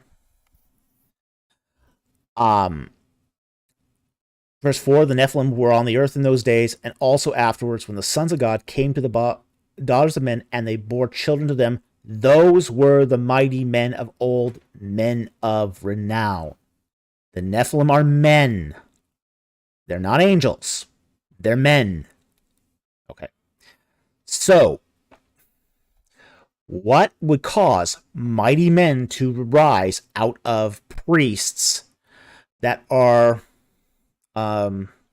intermarrying or having sexual relations? We have to go to, for this, we have to go to the Sargon of Akkad, myth. Now, this one's really interesting because this one sort of captured it all in sort of encapsulate the whole thing. The legend of Sargon of Akkad, his birth narrative, was that he was the son of an Aditum priestess. Now, an Aditum priestess is a priestess that took a sexual vow. Okay? The sexual vow is basically that she would not procreate with a man. She would not have sexual relations with a man while being in service to the god. Now, the idea here is when this happens and a child does result, the child is supposed to be killed. The reason is because this is a child that's supposed to be imbued with supernatural abilities that can destroy a society. So Sargon's mother puts him in the basket, throws him down the Tigris River or Euphrates, and it just bounces about till it ends up being pulled out of the river by a gardener. And then that Sargon grows up. He usurps the throne, conquers a bunch of kingdoms, and there's suffering in the land. Okay? So, what we have here is two castes of priests. They're taking the ancient equivalent of naditum vows. They're taking vows of sexual purity as such, and yet they're getting married, and then they're producing children while under their vows. And that's what's causing the production of these fallen individuals, is the breaking of those vows. And this is entirely consistent with Bronze Age literature. So that's what we have here, is two sets of cults. One that is a caste of priests for God, one that is basically practicing a ancestor cult. They've both taken vows, they're both breaking the vows, and they're producing these people who are very powerful and disruptive because of the vows they've broken. So that's how I understand Genesis 6. And it's all based upon my readings of, say, the Bronze Age sources here. So anyway, I hope that answers your question. Thank you very much for the super chat. It's a very interesting subject, and I think, I think it's a mistake to read Genesis 6 according to Second Temple literature, because it's Bronze Age literature, so we have to read it according to its textual context. And that's clearly going to be Bronze Age texts like some of the cuneiform tablets we find according to, say, the literature of Egypt and of Mesopotamia. So thank you very much for the super chat. Very much appreciate it.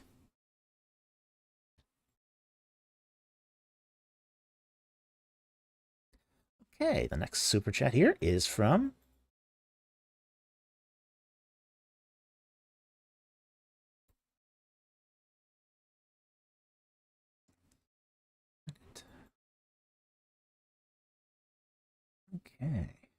It's from Addison Weir for $4.99. Thank you very much for the super chat. Of all the heresies in church history, which do you think was the worst? Ooh.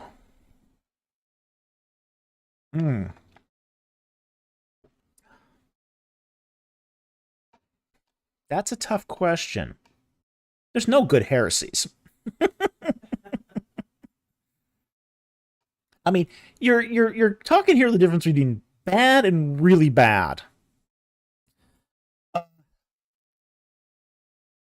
Gnosticism's bad. I mean, it's really bad. And it's long lasting. It's been around since the beginning of Christianity, and it continues to this very day. But Arianism is also bad. Arianism starts with Arius of Alexandria, and we still find it today in, say, the Jehovah's Witnesses. The Jehovah's Witnesses is essentially the heresy of Arius of Alexandria. So it's tough. It's a tough call. I think maybe Arianism has probably led more people to destruction than Gnosticism. Okay, because one of the things about Gnosticism is that Gnosticism has always appealed to an elite group. Gnosticism has never been a mass consumption religion. It's always been an elitist religion. Even when I guess the most, how do I say this? Its most popular form was in the religion of Christian Science. Okay? Now, unfortunately, Christian Science, which is not Christianity, in case anyone's confused, Christian Science is a Gnostic cult. It believed that nothing this physicality of the world isn't real. That to cure disease, all you have to do is just pretend it doesn't exist. Yeah. And right now they have less than 100,000 followers. Christian Science was very, very popular at the turn of the 20th century. Today it's virtually non-existent. But that just seems to be the rise and fall of the fortune of Gnostic cults. So we do see this with Gnosticism where, a Gnostic group might get a little bit of traction to begin with, but then it sort of peters out. So it's never had the same broad appeal as, say, the Arian groups have. So Arianism is just, I think probably the worst heresy in Christian history, just because it affected so many people, and still does to this day. Even after, say, the Council of Nicaea that condemned Arianism, Arianism didn't go away. In fact, it spread. It continued to spread through, say, the European territories. For example, the Ostrogoths. They were Arians. They were full-blown Arians. And when they attacked Rome, they were doing it as, holding up the mantle of Arianism. So, Arianism did not go away with Nicaea. It just proliferated. And it proliferated into hundreds of thousands, millions of people. Gnosticism never had that sort of sway. Even with all the variations that Gnosticism had, it was always as I said, an elitist religion. Because here's one of the differences between Arianism and, say, Gnosticism. Arianism, if you got the basic philosophy, you got it. If you believe that Jesus Christ was nothing but a created being, just more or less the first creation of God, Jehovah, and that, that created being then creates the world, almost like a demiurge, you've mastered the essentials of Arianism. It's very easy to teach. Anyone can teach Arianism. Its simplicity is what gave it such traction. Anyone could teach Arianism to anyone. You didn't need to be a specialist to do it. Which is why you have so many non-specialists doing it.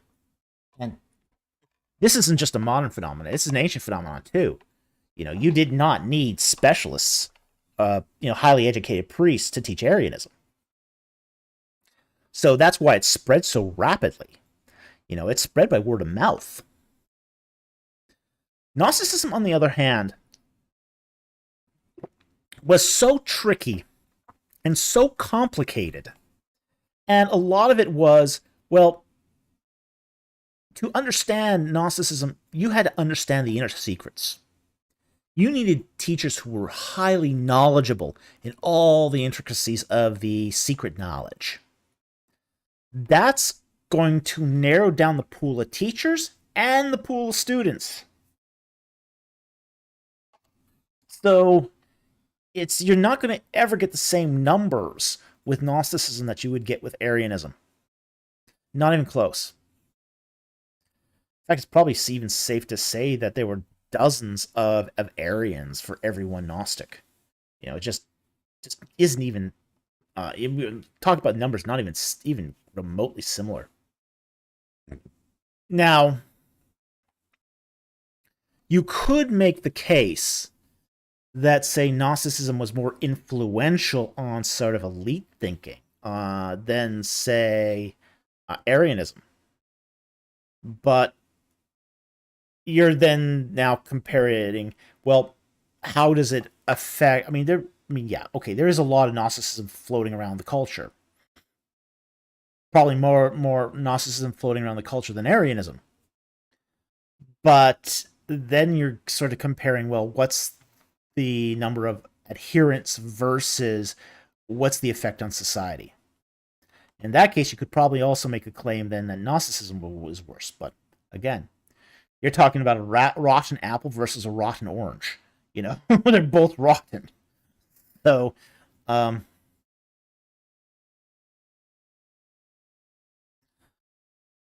take that one here. We got a question. Oops, here. All right. Justin Nichols asks, does Mormonism come from Arianism? No, it doesn't. Mormonism is its own thing. Jehovah's Witnesses comes from Arianism.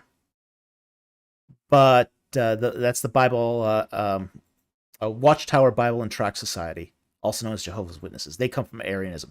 Mormonism comes from something else. Mormonism is essentially a polytheistic system. It's essentially the idea that there were many gods. And you have a hierarchy of gods in Mormonism. And, for example, Adam God, which is what they call the creator god Elohim. He is not God of the universe in Mormonism. He's only God of this world. Okay. And Adam God and Eve Goddess procreate and have lots of other baby gods. Some of them become angels, some of them become demons, and many of them become spirit babies that are born as human beings, because every human being is also a god in Mormonism. So, and the purpose of Mormonism is to become a god yourself and rule your own planet. So think of Mormonism as sort of a big divine pyramid scheme, without the fun of actually building a stone pyramid. But it's a pyramid scheme, essentially, where every god is, you're subservient to another god until you become independent and basically rule your own planet. So, uh, so that's basically Mormonism in a nutshell. It's not related to Gnosticism or Arianism in any way. It's more akin to Hinduism. It's more akin to Hinduism than it is to, say, other religions. But it's not like Hinduism either. It's so thing. Oh no, it's not like divine council theory at all. No, Mormonism is not related in any way to divine council theory. Now, Adam God does have a divine council, but that divine council is essentially the children of Adam and Eve God, or Adam God and Eve Goddess.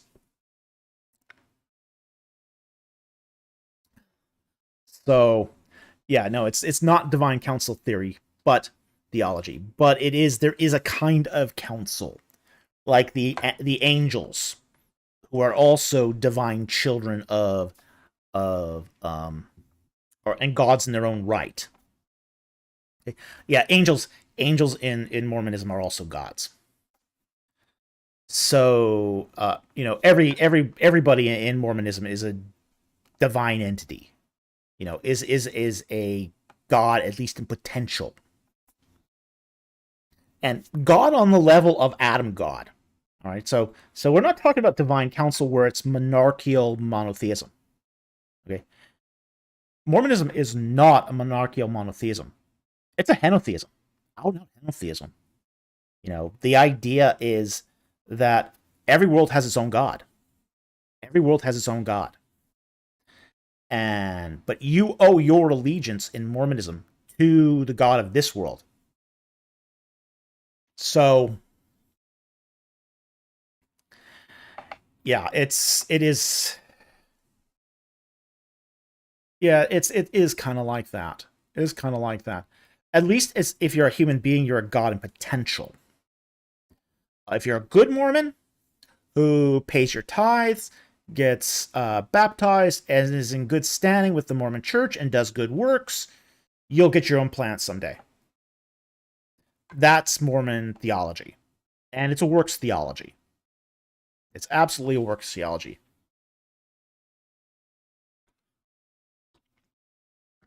So, anyway, thank you very much for the question. Very much appreciated. And we'll move on here to the next super chat.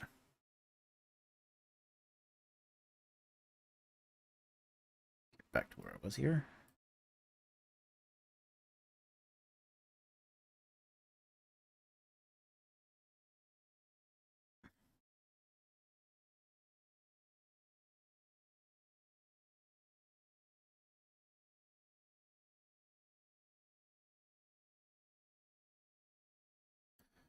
Okay.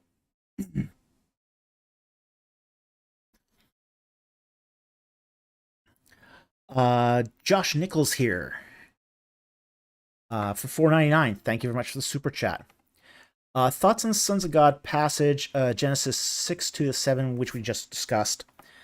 Seems like there are three views, and yeah, there's actually it's probably fair to say that there's roughly three main views. You do have, say, the idea that you have angels coming down and procreating with men to produce Nephilim, which are these sort of demigod beings. And that's the view Heiser takes. The more popular view, probably in the 20th century, was that these were representing the sons of God was the, quote, godly line of Abel, the daughters of men, the ungodly line of Cain, who intermarried. That was probably the most popular view during the 20th century. You of course have my view that these are priestly castes. Um, I don't think we'll ever know for sure which one's the right one because of um, just because there's so much intertextuality happening here, and uncovering that's it's going to take time to really sort of unfold that. But yeah, that's fair to say that there's three views. There might even be some more views, to be honest. People do have various interpretations of this passage, so it is disputed. It is early sources. It does lean to be more along the lines of, say, Heiser's view. You go into, say, church history sources, like early church sources, and, say, late rabbinic sources. It does tend to be much more along the Heiserian view here. But I don't think that's the only, that just because it's the most popular view doesn't necessarily mean it's the right view. So again, I'd caution people here on, say, I'm getting too dogmatic about this one. So, anyway, thank you very much for the super chat. Very much appreciate it, and I hope that helped.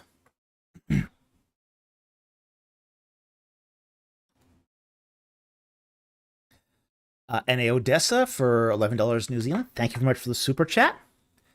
Hello. How accurate are AI statistical methods for things like dating and authorship of ancient texts? Have they been applied to biblical books such as Daniel? Okay. Depends on the statistical method. They can be really good. They can be wildly off. Interesting, just recently, somebody had tried an AI statistical model dating the Pentateuch. And discovered it was the AI returned that, oh, this is much older than the documentary hypothesis suggests. Tell you, that story got buried fast. that was not a well received result. I'll say that.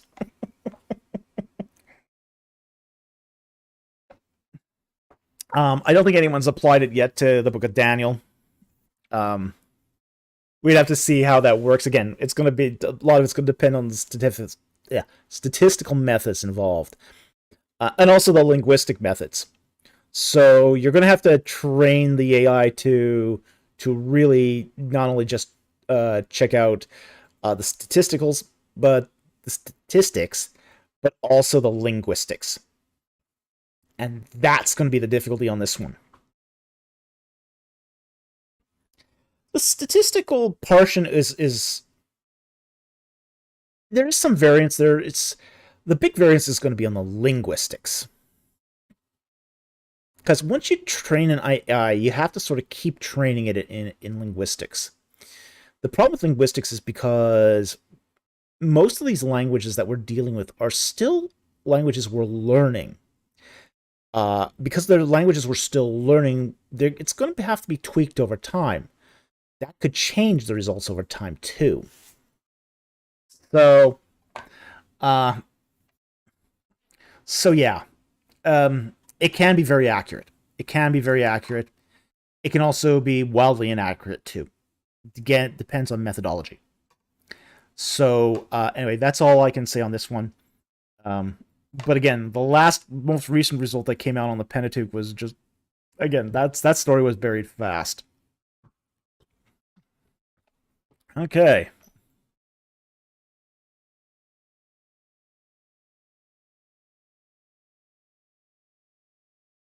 As and Weird for 199, thank you very much for the super chat.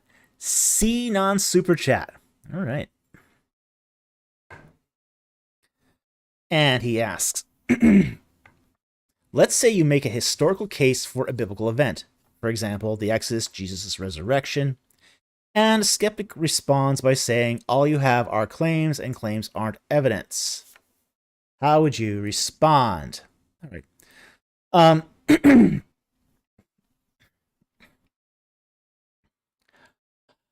There's a disingenuous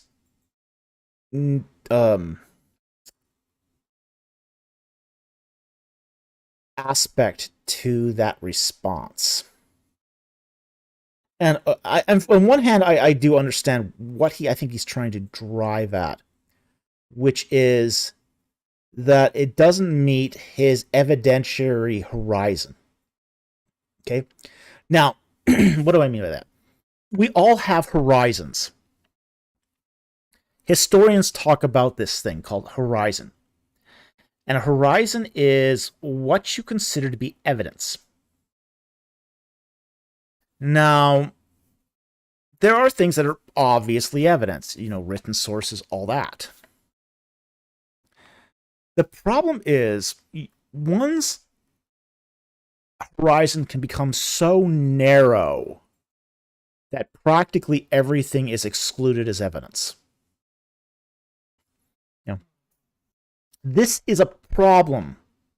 This is a problem, and it's a problem that skeptics are particularly prone to, where their horizon is so limited. Doesn't matter what you say, it's always going to be perceived as a claim and not evidence, even if it is very compelling evidence.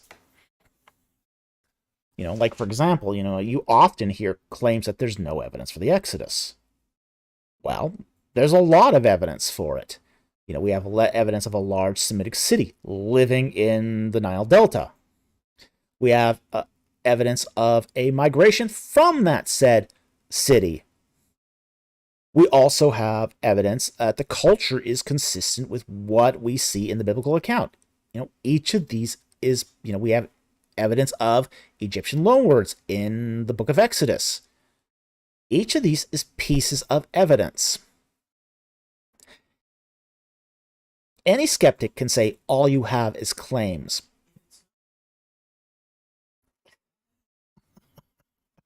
My producer says, if it's not a photograph from the time, it's not evidence.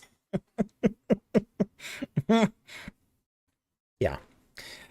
Again, this is just the matter of horizon being so narrow that nothing can qualify as evidence. I heard Josh Bone once say, recognize that, okay, we have the Merneptah Stela that talks about Israel and Canaan. But that's not the same Israelites as the Israelites of the Iron Age. 100 years before, that Stela was written at like 200 years at tops before the Iron Age. If those aren't the same Israelites, I don't know who would be.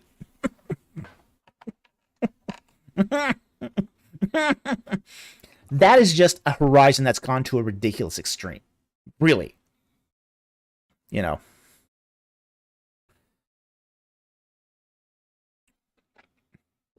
So, anytime I hear this, all you have is claims. Well, that might be true, but more often than not, it's going to be just a really, really restricted horizon. So, if that's, you wouldn't use that in any other historical argument, too. And that's the other issue in this, too, is would they use the same sort of restrictive horizon for, say, more secular claims? And the answer to that is usually no. It's usually no. They'll use a much broader horizon for, say, normal secular arguments. But when it comes to, say, a biblical text, then the horizon gets very small very fast. That does show a kind of bias against, say, the events or the texts, whatever the case may be. Yeah, BC says extraordinary claims require extraordinary evidence. No, extraordinary claims require evidence. Evidence is evidence. Yeah. I mean, that's that Carl Sagan quote, extraordinary claims require extraordinary evidence, is an example of a restrictive horizon. Any logical argument requires evidence. But there's nothing in the history of logic that says that an extraordinary claim requires extraordinary evidence. If it's evidence, it's still evidence. Yeah, exactly. Patui's got it right here. Any claim, extraordinary or not, requires adequate evidence. Precisely.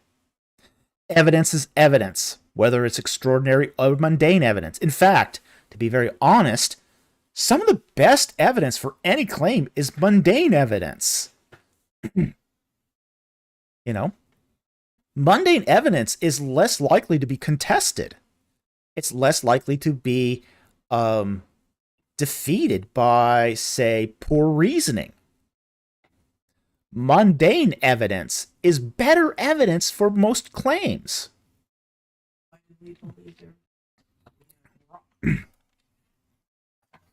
Yeah. You know, why do we, my producer just gave the example, why do we believe in dinosaurs? Because they left us mundane evidence. Bones, footprints. It's mundane evidence, but it's also the least contestable. We don't see a living T-Rex walking around and goes, you see, I wasn't going to believe in a T-Rex until I saw a living one walking down Main Street. No.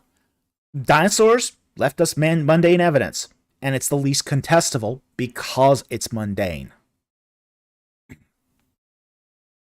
So yes, and frankly, there's nothing more extraordinary than basically saying that there's a 40-foot lizard walking around Main Street. So why don't we demand extraordinary evidence for that? Because the mundane evidence suffices. It suffices. So if you have an extraordinary claim, all you do need is sufficient evidence. And mundane evidence is even better. So again, what we're dealing here with is a horizon issue. A horizon issue that sort of excludes anything that can be evidence. So anyway, thank you very much for the super chat. Very, very much appreciate it. And I hope that helped.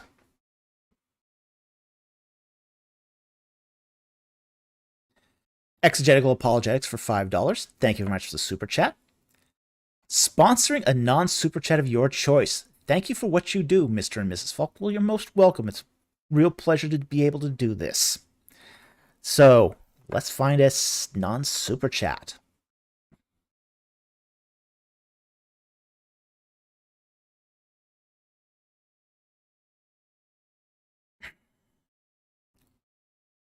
Scroll up here.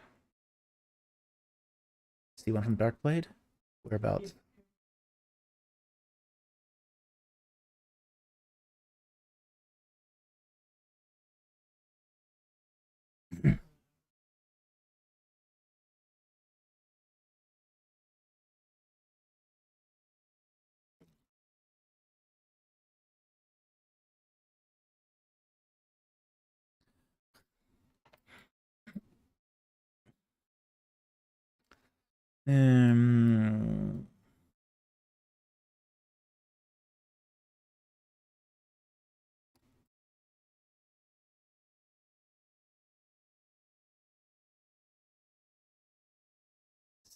All right, we'll take Darkblades here. It's a mathematical question. I'm not going to verify the math. All right, so here's the sponsored question. If each pyramid worker was paid the equivalent of $5 an hour and worked for 2,000 hours a year, and 10,000 workers worked on pyramids for 15 years, I calculated that building a pyramid would cost $1.5 billion. Is this accurate? Well, I'm not going to verify your math, okay? I'm going to assume that your math here is correct. However, that $5 an hour was probably a lot less back then. The power of inflation is at work here. $5 an hour is like minimum wage today. At least in some lesser good states. Yeah, in today's terms. Yeah, in today's terms. So, yeah. Let's see. What would be 2,000 a year here? Now, we have to understand that the Egyptian worker worked 10 days a week. Now, Yeah, our modern weeks are 7. The Egyptian week was 10 days. They worked 9.5 days. Okay. So there's probably more working hours there than 2,000. So let's see what is it he's doing at 2,000. So 365. Yeah, he's working more. A pyramid worker's working more than 5 hours a day. He's probably working more like 10. So yeah, they were just paid in food. No. So it was more likely to be closer to, well, let's bump it up to 12 hours because they're going to get the most out of daily. So your typical worker would probably have worked about 4,400 hours a year. So you take 4,400 hours, you times it by 5 times 10,000.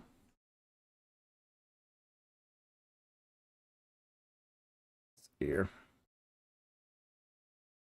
It's going. I think I'm getting more like 22 billion, but nope.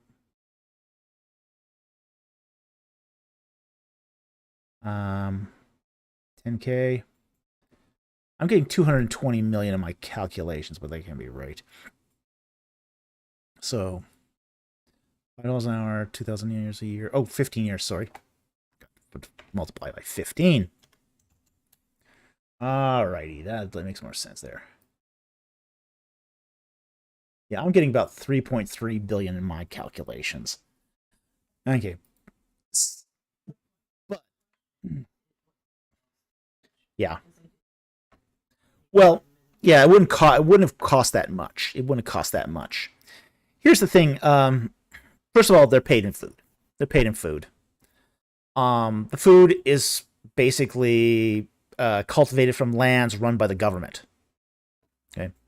So, the government is not having to buy food. It's not having to buy food, but it is having to produce food. So the government is basically controlling the lands along the Nile and is growing the food to pay the workers. Second of all, inflation really happened. There was a lot of inflation in Egypt. So if we go back in time, the cost of labor during the Pyramid Age, especially its height, during Dynasty 4, was very low. I mean, it would have even probably been conceivable that it was more along the matter of pennies an hour rather than dollars an hour. So, I mean, even then, you're talking about apples and oranges because the rate of inflation is so different from then to today.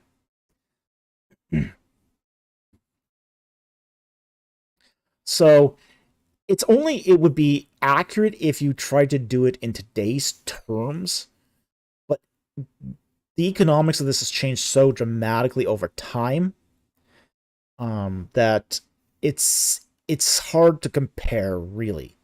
I think what would be accurate, or at least close to accurate, is as long as you take like 12-ish hours a day, you know, multiply that by 10,000 workers times pyramid years, you probably get a good idea of how many hours were spent on a pyramid. That would be accurate.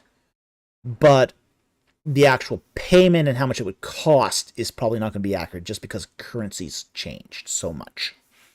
So, anyway, thank you very much for the question, and thank you to the sponsor who paid for the question.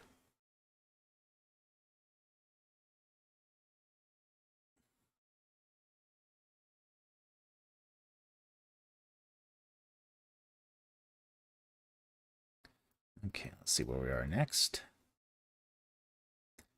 Okay, so again, thank you to Exegetical Apologetics for sponsoring the question.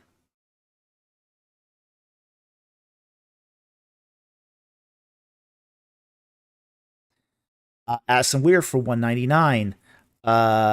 Any systematic theology books you would recommend. Okay, thank you very much for the super chat. What is the name of that one you have right there?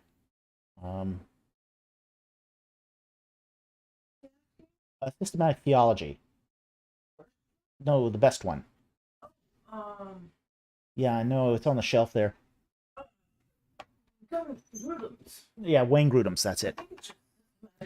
Yeah, it's exegetical apologetics, not Van Til's. No.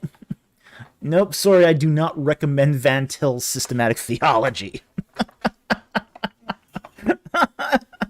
Yeah.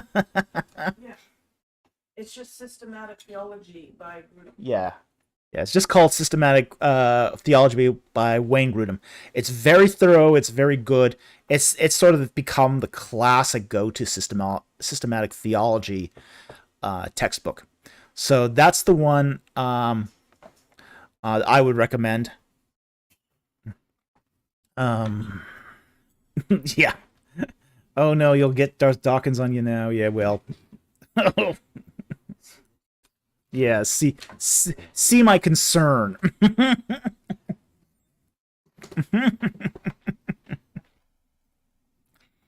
Yeah, so anyway, that's the one I would recommend. But there's been a lot of systematic theologies that have been done over the years, and some have been very good. Burkhoff used to be pretty good as well, but I think today I would recommend Wayne Grudem's book over even that one. But there's many systematic theologies, and all of them have something interesting to add.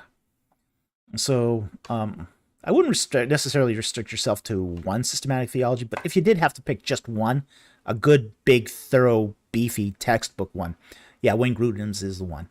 Now, I've actually heard him speak. He's a terrible speaker, absolutely horrible speaker. But he's a very good systematician, very good systematician. And for if you are doing a systematic theology, you want somebody who is a very good systematician. And Grudem definitely qualifies as a great systematician. So anyway, thank you very much for the super chat. Very much appreciate it, and I hope that helps.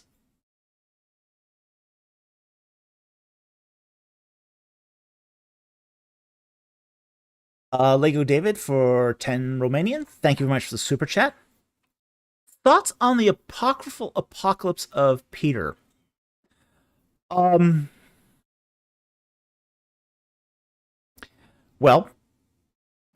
it's not scripture. That doesn't mean it isn't worth reading. Here's what I would say about any apocrypha, which is it's literature in the context. Okay? It does give you an idea of what people were thinking and what was floating around in culture. Just because something is worth reading doesn't mean it's scripture. Okay? But it's still worth reading. Lots of stuff is worth reading that's not scripture. I've always said this on this channel. Read widely. Read everything. You don't believe everything. Read consciously. Read critically. But read widely. And I think Apocrypha, that has to be the same rules. You don't read it uncritically. It's worth reading. Just because it's part of the culture that's floating around. You should be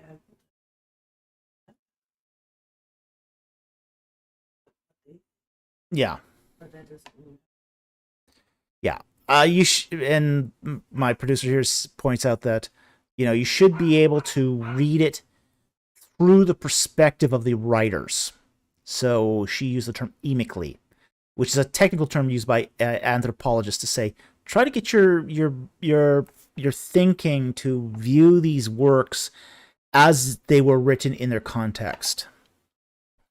Now, this can be a little difficult with Apocrypha because they're oftentimes written much later than their claimed authorship, but read it critically. And again, just because it's Apocrypha doesn't mean it's not worth reading. But it's also not scripture. So that's where I would stand on this one. So anyway, I hope that helped. Thank you very much for the super chat. Very much appreciated. JP for $5. Thank you very much for the super chat. What do you think about the claim that Mesoamerica and the Bronze Age was societally similar? Do you notice any significant similarities or differences? I'm no expert on Mesoamerica. I know very little about it, so I can't really comment on this. Comparative cultures, unless you're a specialist in both cultures, can be exceptionally difficult to draw those comparisons. I don't really know much about the material culture of Mesoamerica or how its culture functioned. So it would be very, very difficult for me to try to really answer that. Again, I'm just not, I just don't know anything about Mesoamerica to, as I say, intelligently discuss this one. So unfortunately, I'm going to have to give you another pass on this one. You've been throwing some sort of stuff that's very much out of my wheelhouse tonight. So I'll have to admit ignorance on this one too, just because, again, yeah, I know they had historical strategy just brought up human sacrifice was part of Mesoamerican culture. Yeah, a lot of it was, from what I understand, the sacrifice of war captives, which, okay, yeah, Bronze Age cultures did that too, but they did it a lot. The Mesoamericans did a lot of sacrifice, probably more so than even, say, ancient Near Eastern cultures. So there are definite differences in culture. I also, as I best understand it, too, Mesoamerican culture had very much issues with maintaining settlements for extended lengths of time because of the environmental degradation that often surrounded their settlements. They had to move from place to place a lot more than you would see in, say, the ancient Near East.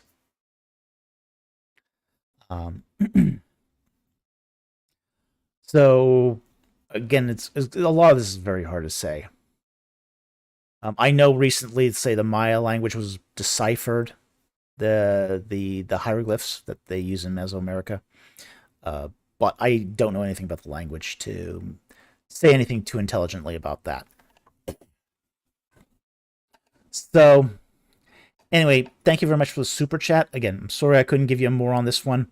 It's just not an area I have a specialization in, and I haven't even done much reading on this one. So again, I can't say even that. But anyway, I do appreciate the super chat. Thank you so very much.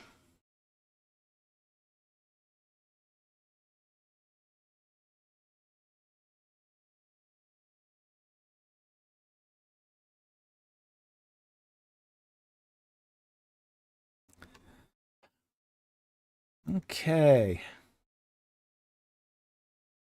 Addison Weir for 199. Thank you very much for the super chat.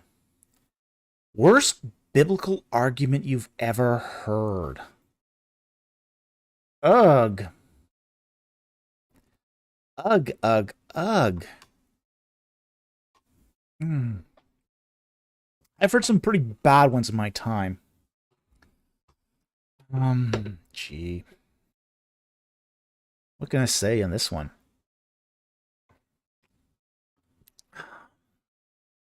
Worst biblical argument I've heard. There's been so many bad ones.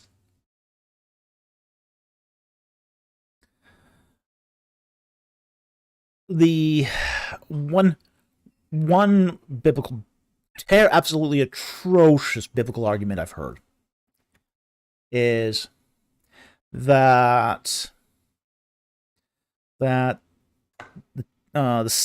verse that the body is the temple of the Lord, therefore you should lose weight. It's a terrible argument. Terrible. Because it's totally ripping that out of context.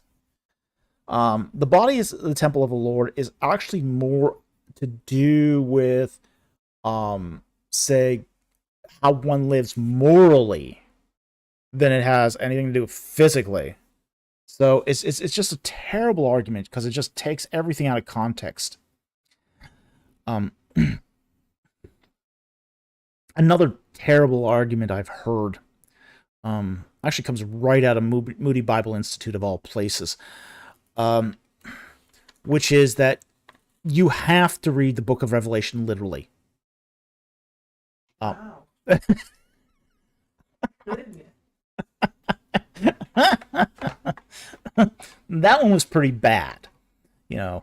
I'm just picturing what that would be. Yeah, picture in your mind what the book of Revelation understood completely wooden literally would look like. And you gotta go, what?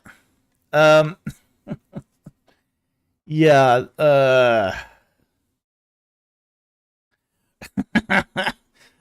Mechanique. Oh, you're going into the Greek. Isn't that desperate? Dr. Dino. Yeah, that is something that Kent Hovind would say, you know. Recreationist. First argument. Oh yeah, there's some humdinger arguments. I mean, there's some really, really bad stuff floating around out there. Well, some of these happen. The flood happened during the pyramids. Oh, there's another Dr. Dino for you. Boy, that guy's a clown.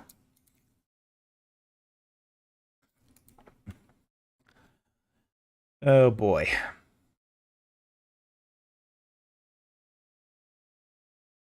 Yeah.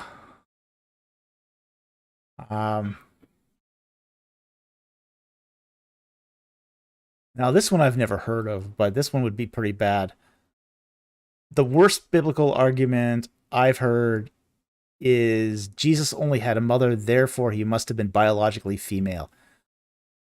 Oh yeah, that's a new one for me. I haven't heard that one before, but oof.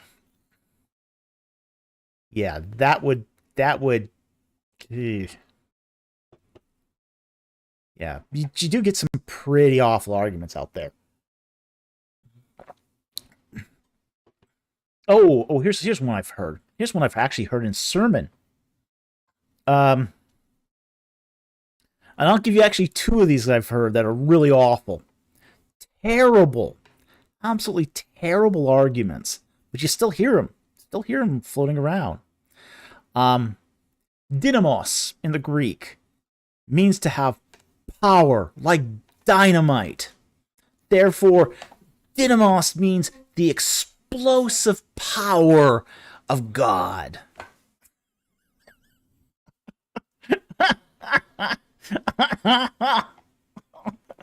No, dynamos in the Greek does not mean dynamite. Oh yeah, we all did. We all grew up with that one.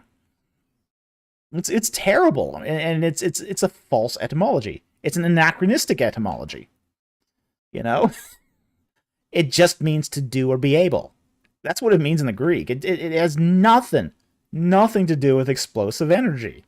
You know, but that it doesn't make a good sermon. sound exciting.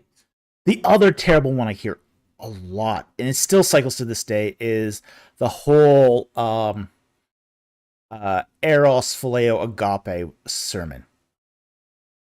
You hear that one all the time.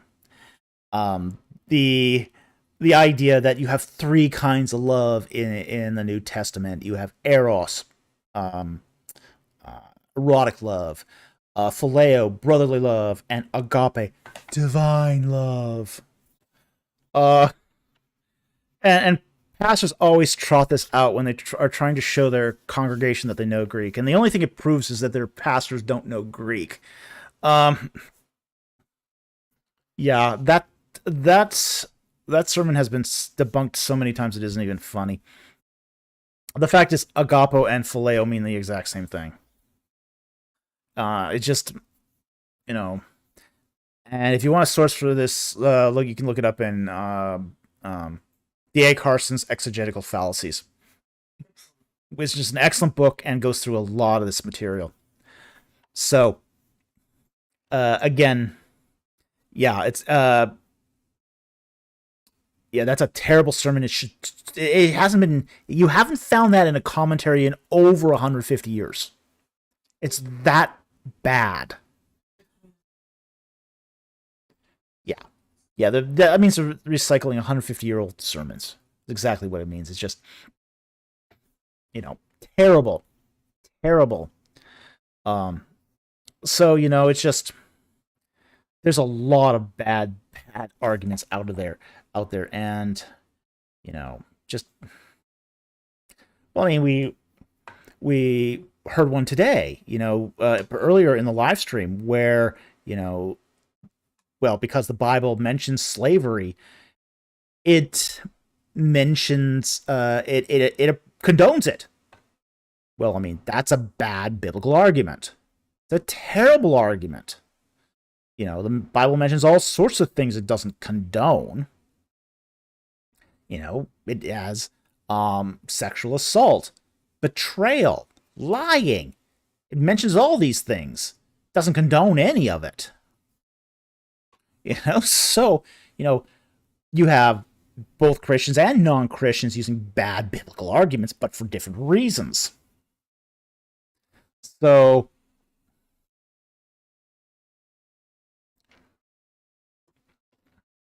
yeah.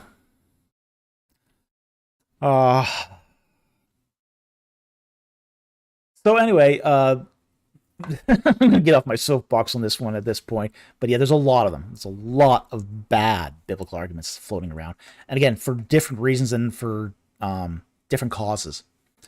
So anyway, I want to thank you very much for the super chat, and oh boy, that's why channels like this exists, because of stuff like that.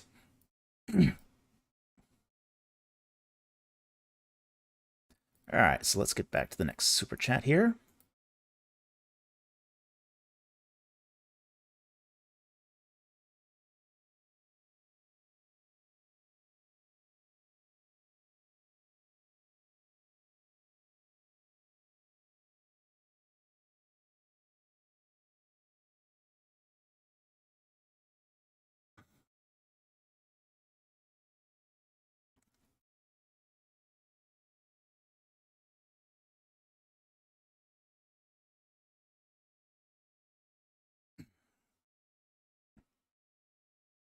All right, Captain Seb for $2. Thank you very much for the super chat. Hello, question in the live chat. Okay.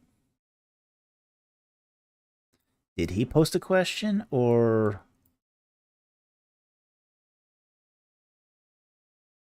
is he just asking for us to pick one in the live chat?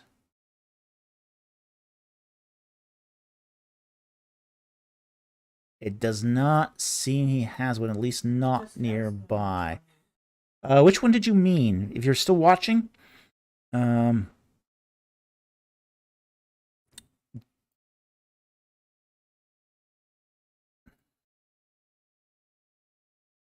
made a note. Yeah, it's not clear from the question. Well, we'll just take one from the live chat here, and if he comes back with a question, we'll answer that too.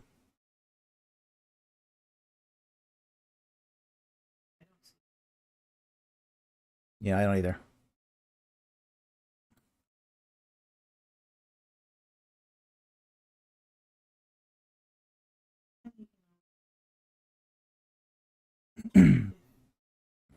Okay.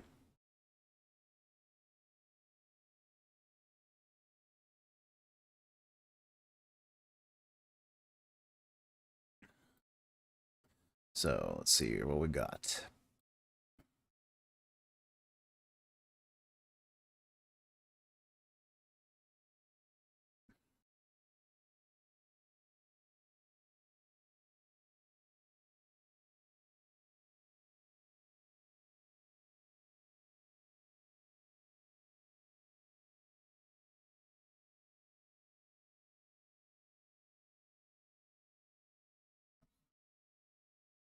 Yeah, there's a couple here right underneath that are actually pretty good. I'm just trying to choose which one. Okay, I'll take this one from Gizgo SBOL. And he asks, Amarna letters L Amarna 15 and L Amarna 16 weren't found at Amarna. The former was bought at a market and the latter from an antiquities trader. How could they have been moved been far from the Amarna dig site? Boy, looters. Does that Any doesn't it make it questionable? Well, anytime you find something on the antiquities market, you got to question it. But at the same time, too, something like this can be awful hard to forge as well, unless you're quite experienced at doing cuneiform tablets like this. So, you know. But yeah, these sites were all subject to looting. All of them. And looting has been going, it's still going on in Egypt. You know, where was I now at?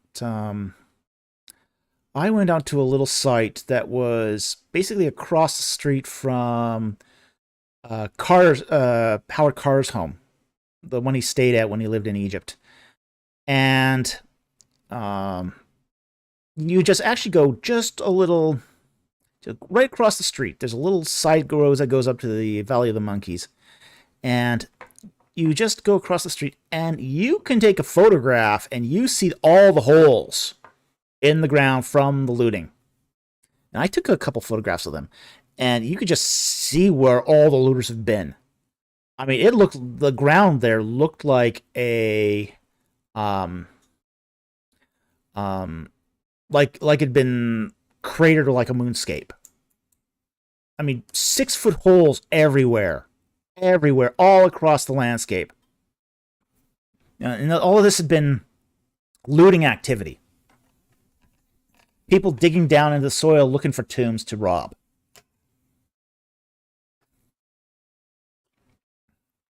The fact is that most of these sites are not guarded 24/7. Very few of them are. Today, Amarna is guarded. The Antiquities Authority has now places guards on all major sites. There's a lot of small sites that weren't guarded. There were small sites. There's also sites where the guards can be bought. Okay, bribery is common. Bribery is so common in Egypt that all you have to do is pay a guard 50 US to look the other way. It used to be worse in the past. So at the time when Petrie was excavating at Amarna, the looting was rife, and you could just slip a couple dollars to a guard, and hey, bring your friends and dig up the site and be gone by dawn. So that's typically how that worked. So looting is so common in Egypt, and it's such a problem that it's everywhere. It's absolutely everywhere. Now, you can go to a lot of shops in Egypt, and you can find both counterfeit and real antiquities being sold by the locals. And these have come from looting. Last time I was in Egypt, there was this little shop. I was with a tour group, and there was this little shop that was selling papyrus. Now, they were a papyrus, one of these tourist papyrus factories, okay? But they were selling some other things too. They had like oil lamps. They had a little canopic jar box, a box for canopic jars. They didn't just make this thing; they looted it from somewhere, and it was totally genuine. And one of the people on the tour asked me, "Should I buy it?" I said, "Only if you want 5 to 10 years in a prison." Um, because purchasing antiquities in Egypt is illegal, and they count an antiquity any object that's over 100 years old. So, yeah, that's a way to spend hard time, is to buy stuff like that. So that's how these things get onto the market, is corruption and looting. So anyway, thank you very much for the question, Seb, for sponsoring a question. I hope it was supposed to be sponsored. Very much appreciated, and thank you for the super chat.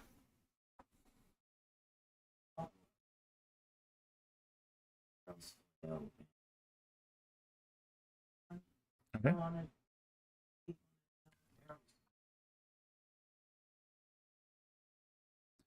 Okay.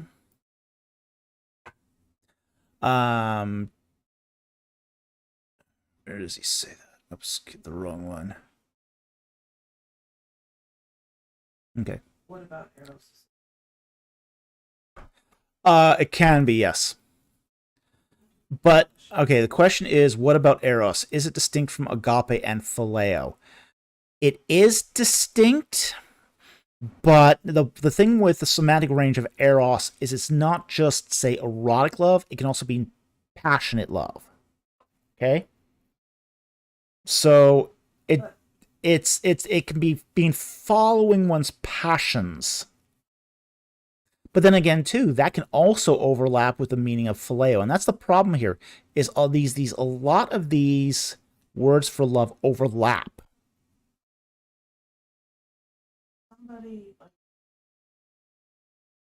Yes. There is I think it was John 3.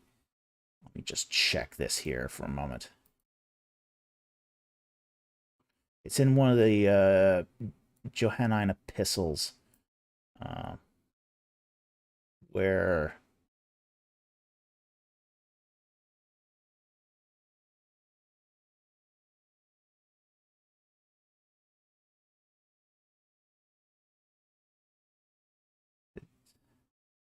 it's there, John, but maybe it isn't.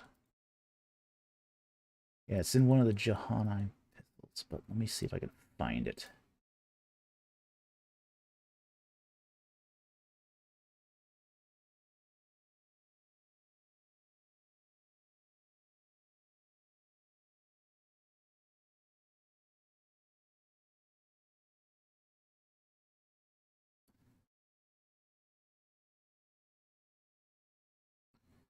Yeah, there's one statement. I don't remember where it is exactly, where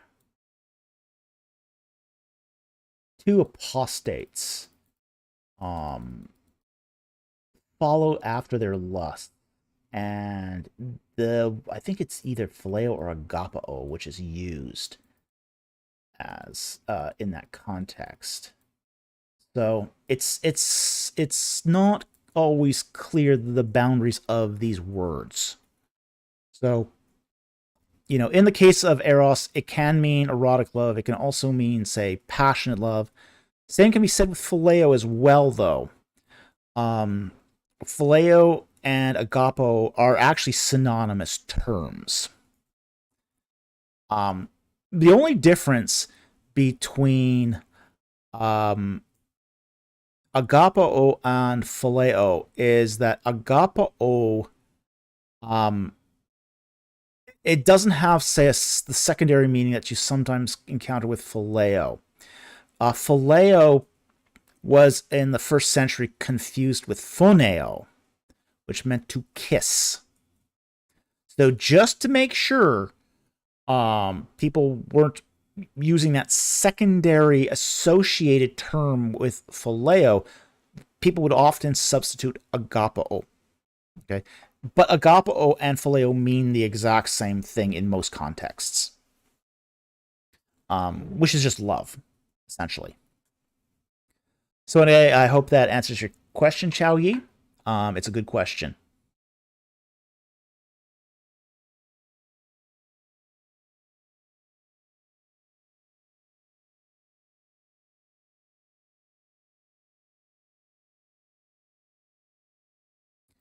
All right, next super chat here is...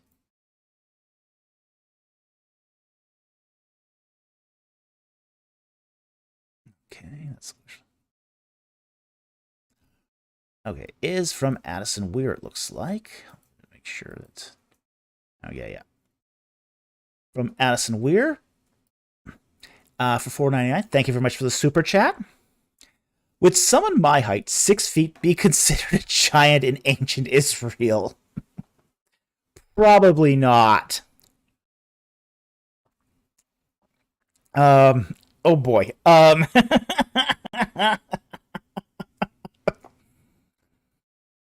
Now, we do have a text talking about Goliath as being 4 cubits. Now, let me see if I can find this here.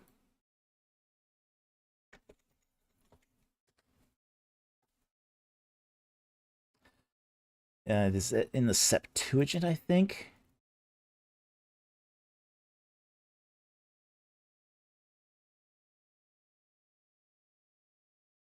Yeah. The Septuagint records in 1 Samuel 17:4 that Goliath was 4 cubits, which is 6 feet. Okay? Now, the Masoretic text puts Goliath at 9 feet. That's definitely more of a giant. The Dead Sea Scrolls also confirms the Masoretic text reading here. Okay?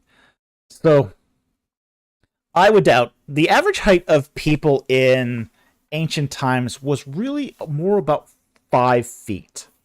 Okay? And of course, people would range between 4.8 and 5.2. But, you did get a few people who were, 6 feet tall, even in back then. A lot of what determined height was a matter of diet and environment. So, somebody 6 feet tall would not necessarily be considered a giant in ancient Israel. But much taller than that would. So, somebody 4 cubits probably not considered a giant. Even though the Septuagint calls Goliath a giant. But you would find that there were much beyond that. Somebody 6'4" might be. So again, it depends on, context here. Someone 6'8" probably would be considered a giant.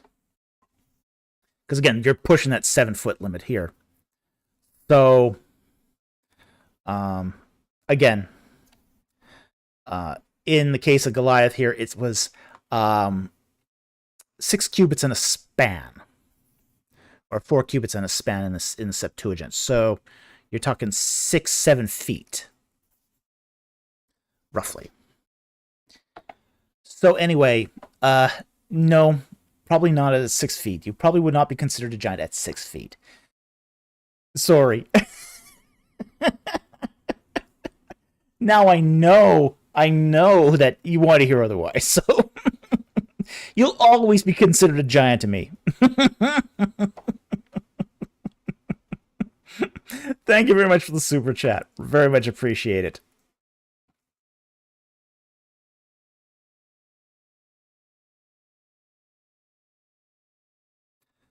Okay. Moises Salazar for $20. Thank you very much for that generous super chat. Hello, Dr. Falk. Please comment about the quartz bed underneath the Great Pyramids. Does it have metaphysical significance? What quartz bed? There's no quartz bed under the pyramids. This is the fantasy of New Agers who think everything is based on crystals. Hmm?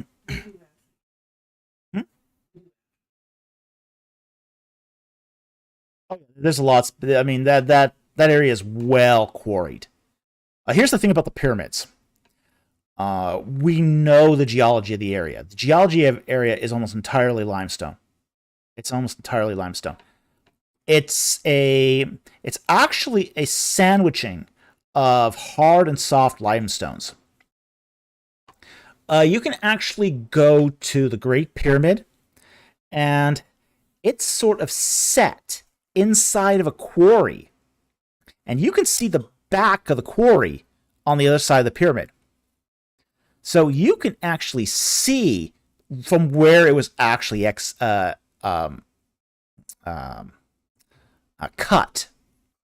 Okay. Blemishes stand under. Well, no, there isn't. And the reason why there isn't is, I mean, there might be some sand mixed with the sand mixed with the limestone, sure, but that's all. That sand came in off the desert. That was later.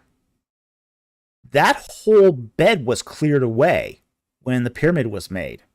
Okay, so it's not resting on sand. It's on bedrock. It's on limestone.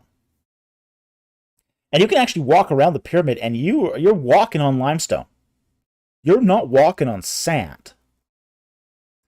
So the whole Giza plateau is limestone. It's limestone that's about, I think, about 15 million years old. I mean, it's a really ancient limestone, and it's deep. That whole area used to be a what was called a it was a runoff from Africa that sort of ran off into the Mediterranean. So there's no quartz bed underneath the pyramids, but it's as I said, it's all limestone going straight down. It's all limestone, and there's no sand bed underneath it. It wasn't built on sand.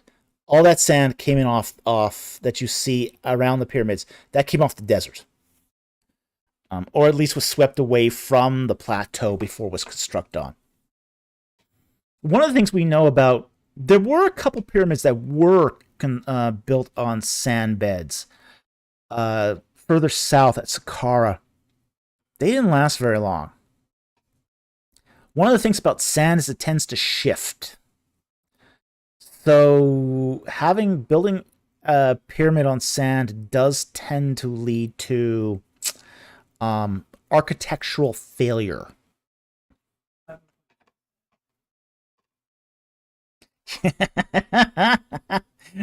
Yeah, 1000 Clever Boy said, yeah, Jesus warned about building on sand. Well, it's true.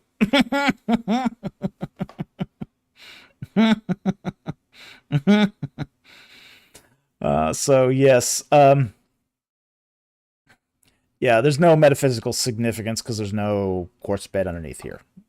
Actually, we've even drilled further down. Oh, not we, but the Egyptians went quite deep into, like, there's a tomb in the middle of the plateau, considered to be what's called an Osiris tomb. It goes down 60 feet underneath the bedrock. So it goes straight down in the bedrock. There's no quartz bed underneath there. So yeah, all of this is just the fantasies of New Agers who see pyramid power, think crystals, and combine the two, and you get, well, quartz beds under the pyramid. So I wouldn't pay much attention to that. So anyway, thank you very much for the super chat. Very much appreciate it.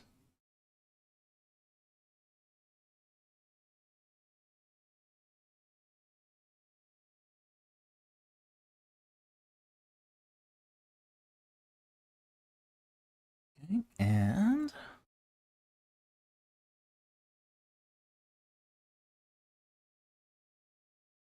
okay. Daniel Ray for 199. Thank you very much for the super chat. Sponsoring Lego David's last question. Okay, let's see here. Let's see, where is this question?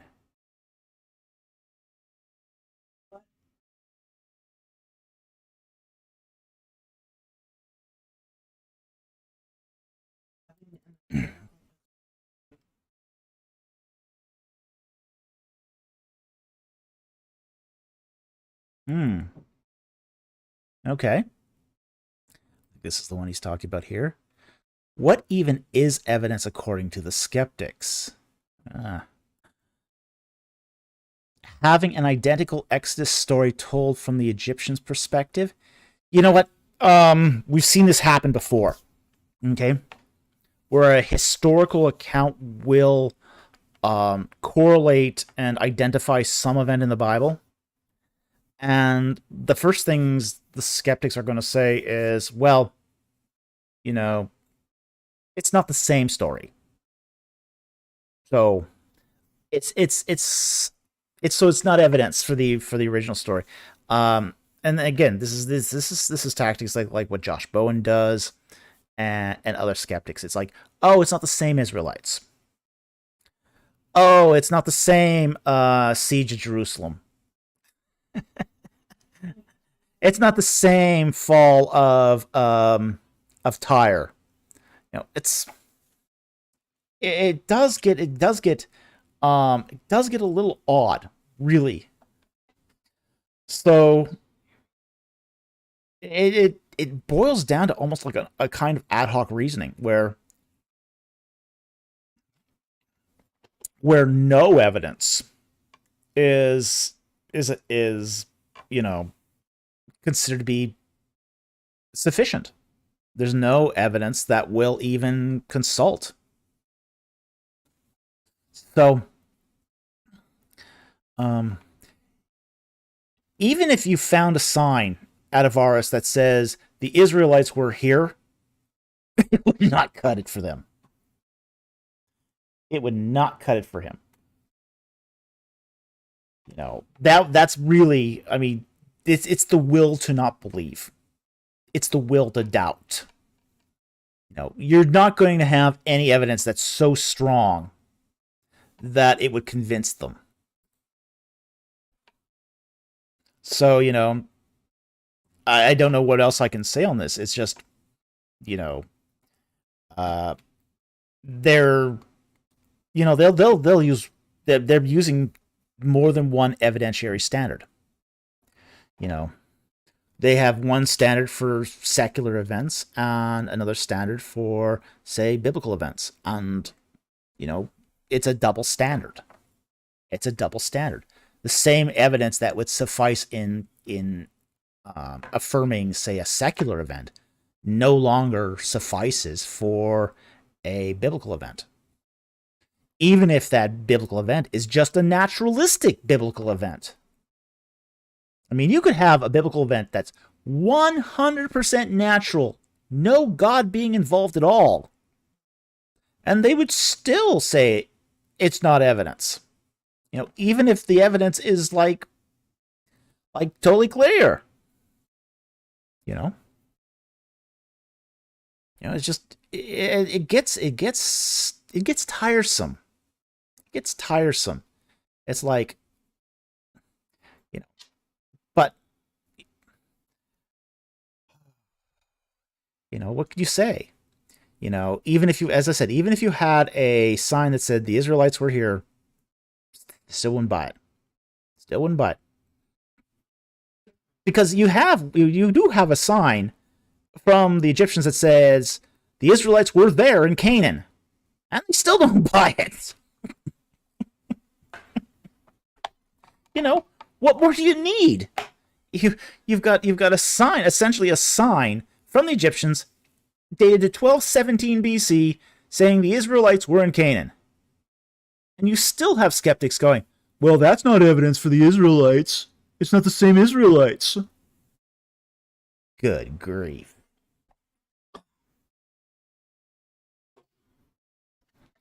The incredulity of that is just, it's hard to fathom that kind of incredulity, but it's the incredulity that exists. So,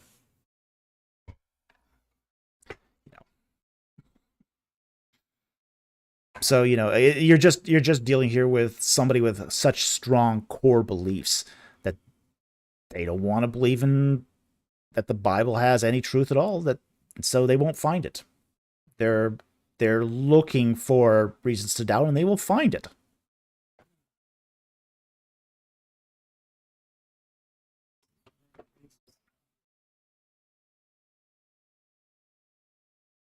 Get that up there.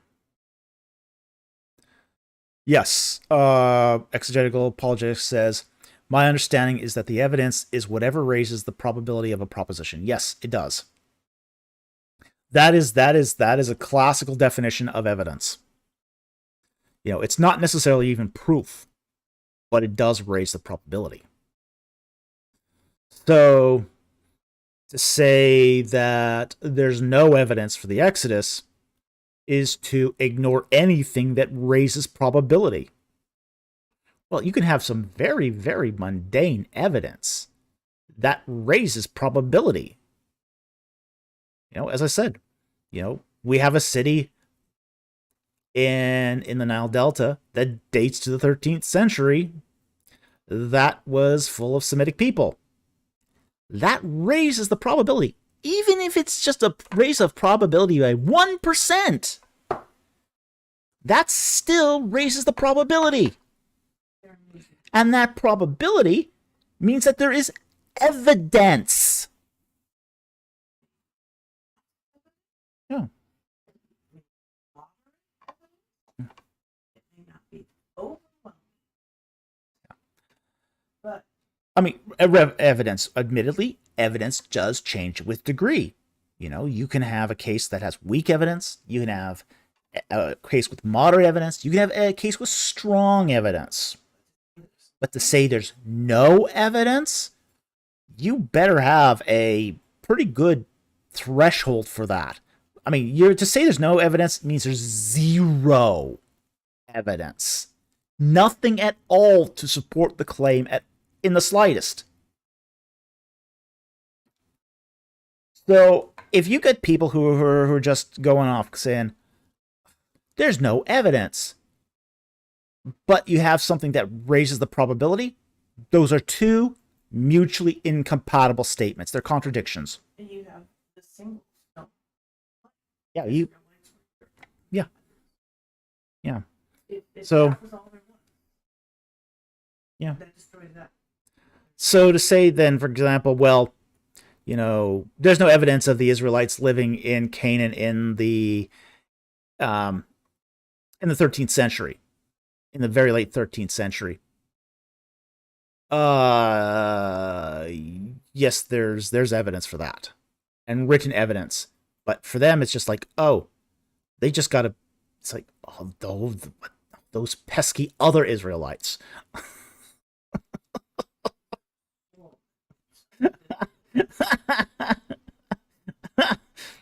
I mean, it's just like, what is this, some weird, surreal version of Scooby-Doo where you pull off the mask and it's a different Israelite underneath the mask? I mean, what's... I mean, these claims are sometimes so bizarre. So bizarre.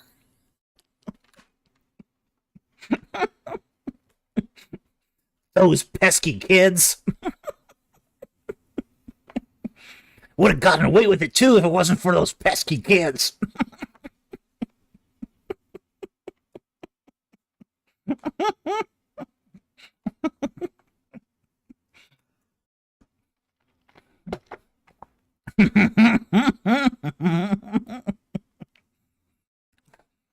But that's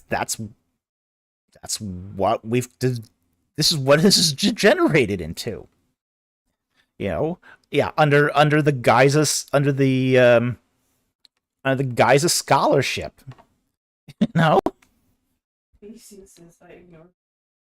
No, there's some anything that should be there's evidence for the space. If we know space empty box.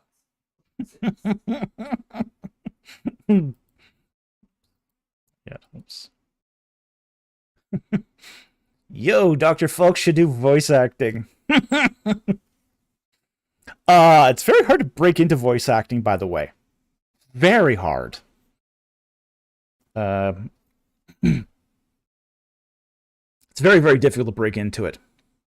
I knew somebody who used to do voice acting for Disney, and it's quite difficult. It's quite difficult to break into it. No, it's not worse. I think it's in some ways there's some more opportunity now that they're doing a lot more dubbing for anime, but it's still a closed circle.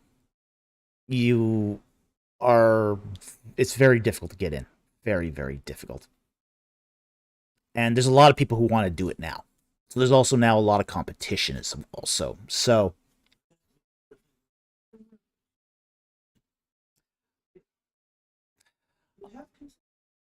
I have considered it to earn a little bit extra money here and there. Uh, Ben Ray says I think there's a shortage right now. Well, there might be a shortage, but I also know it's not a lot of money too. So, yeah. So anyway, that's my thought on the evidence, the what is evidence question.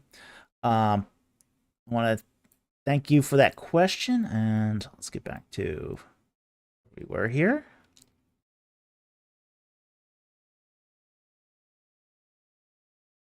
Where are we? Okay. There's the pyramid one.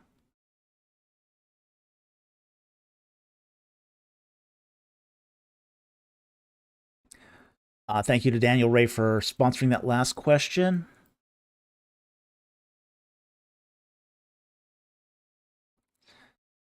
Acid Weir for $4.99. Thank you very much for the super chat.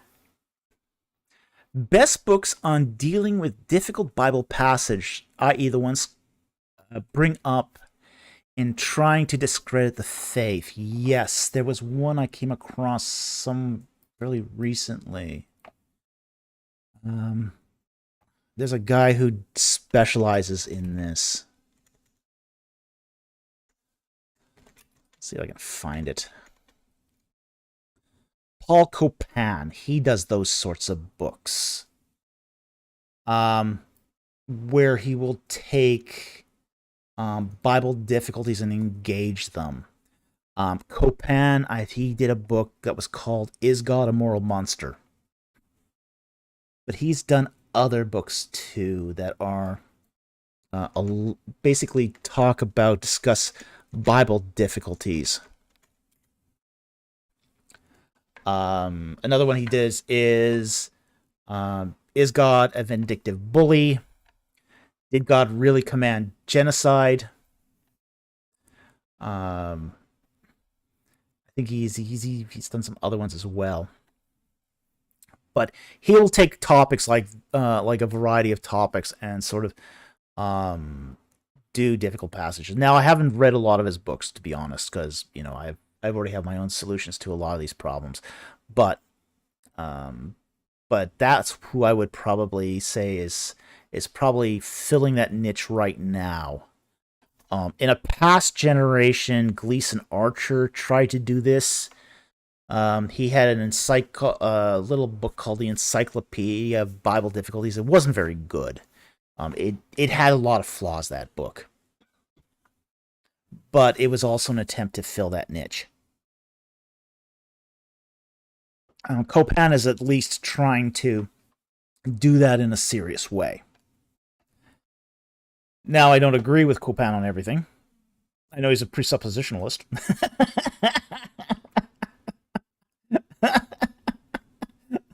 So I don't agree with him on everything. Okay? But I know he's at least trying to fill that niche. So anyway, I hope that helps. Thank you very much for the super chat. Very much appreciated.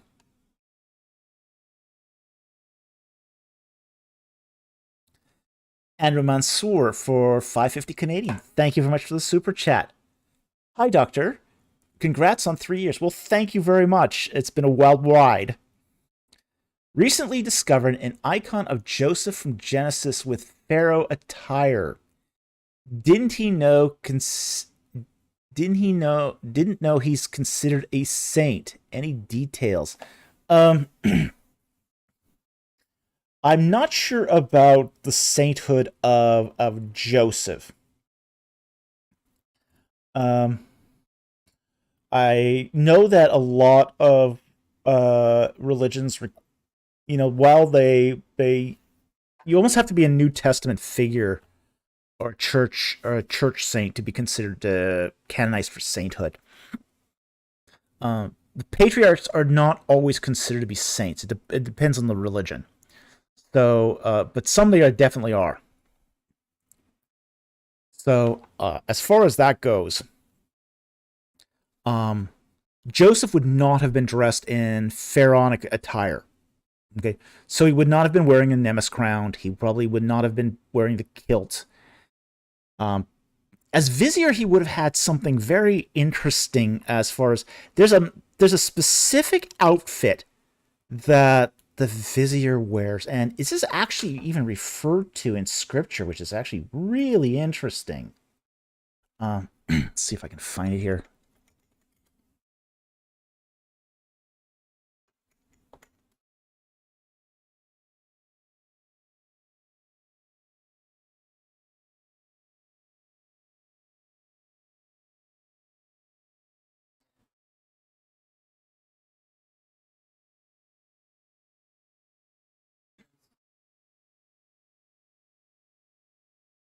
Yeah, it depends. It depends on the specific denomination. Some do, some don't. So yeah, its mileage will vary on that one. Okay. Here, this is the passage here. Talking about Joseph when he's made vizier. Verse 42. Then Pharaoh took off his signet ring from his hand and put it on Joseph's hand. Okay, this is the seal of the treasury. And we do find examples of people claiming to be the seal bearer of the treasury. Okay, so this is a common, it's not common title, it's a very special title in Egyptian culture, but it's an important position. So anyone who held this position would include it on their tombs. But this is the next part is interesting. And clothed him in garments of fine linen, and put the gold necklace around his neck. Now, the gold necklace, that's like the Congressional Medal of Honor of Egyptian society. You see several scribes, priests, special officials who got this chain of gold. But what's often overlooked is, and clothed him in garments of fine linen.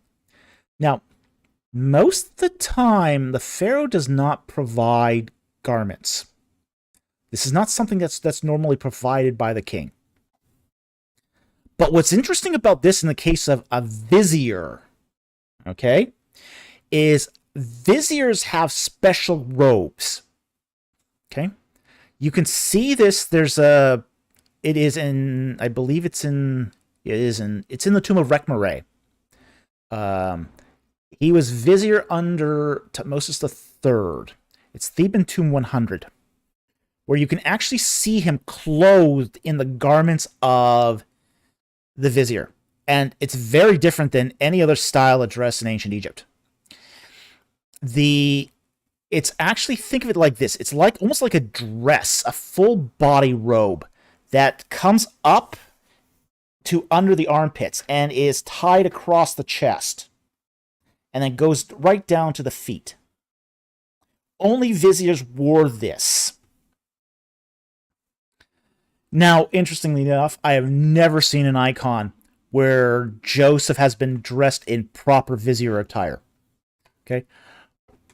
But then again, I also haven't seen it done in a movie either.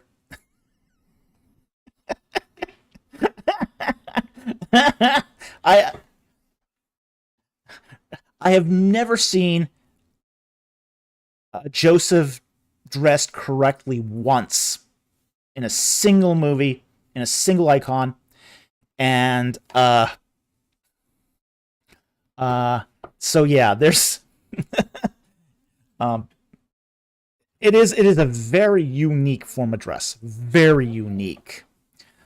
But it's not flashy. It's not flashy. And it looks a bit weird because it looks more like a woman's modern dress than it does anything that you would think is a manly clothing. Yeah, well, I'm not surprised that Google Images has icons of it, photos of it, because it's a very famous scene. It's a very famous scene. That one from the tomb of Rekhmere. So we know how viziers dressed. It was very unique. It's not something a clothier would just have. So the pharaoh would have provided that. So anyway, I hope that answered your question. Thank you. Vizier. Bonbon asked, were Viziers rich? Yes. Short answer. Short answer, yes. Viziers were rich. Very wealthy. Very wealthy.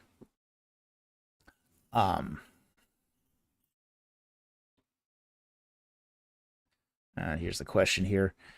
Were ancient Egyptians viziers rich? Yes. Yes, they were very wealthy.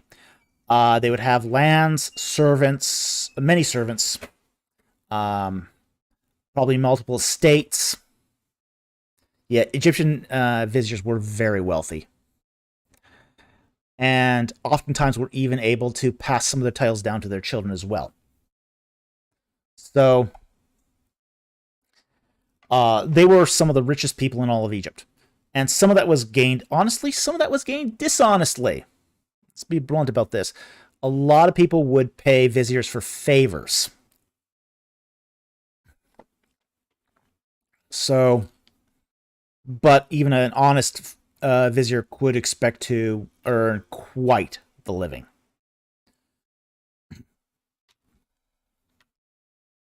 So, anyway, thank you for that question as well.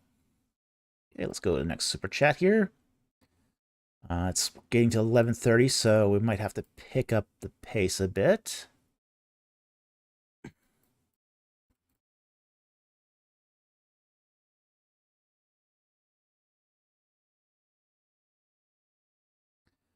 Okay, so we have just finished with Andrew's question. Again, thank you very much for the super chat. Next one here.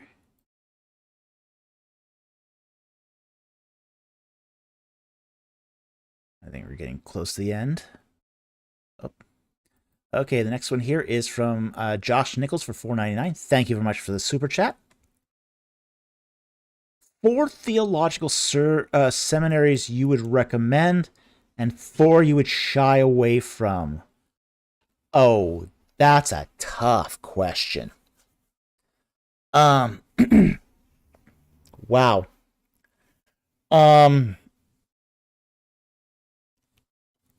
Oh boy. Okay. I would. There's some I would recommend definitely. Some I would stay away from. No doubt about that. I don't know if I can name 4 of each, but I'll give it a go here. Uh, I'd still recommend Dallas Theological Seminary. I think it's a good seminary. I think there's some great people that work there. So I would highly recommend Dallas Theological Seminary.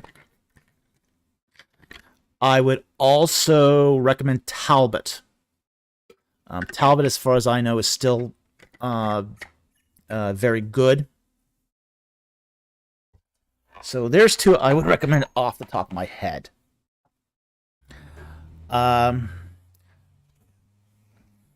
Let's see. I would... Trinity isn't... TEDS is not what it used to be, but it might still be better than most out there. So I would give TEDS a qualified recommendation. Any other that I would recommend off the top of my head? Let's see. Those are the ones I can sort of... Gordon Conwell. Okay, there's a 4th one, Gordon Conwell. I'd recommend Gordon Conwell as well. Okay, so that's 4.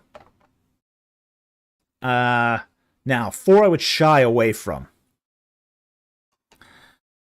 I would definitely shy away from Harvard Divinity School. Whoa.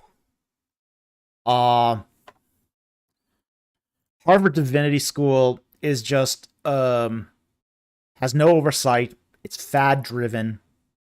It's a terrible, terrible place to get a theological education. People go there because of the Harvard name, but the standards to get in are so low, it's not even funny. Yeah, Harvard is a great law school. It's not a great seminary. Okay. It's a joke. It's a joke in the field. It's terrible. Another one I would not recommend is Shepherd's Seminary. I would stay away from that one like the plague. It's really, Shepherd's is really a fundamentalist school, and it's really got theological axes to grind, and they don't care who they hire as long as they hire the people that grind that theological axe. Let me put it this way. Shepherd's Seminary has had such luminaries on their faculty as Douglas Petrovich, Titus Kennedy, and Josh Kramer. So, that's a. I mean, if you're one right after the other, hiring real bozos, man, that's not a good start. Let's see, who else would I say to avoid? I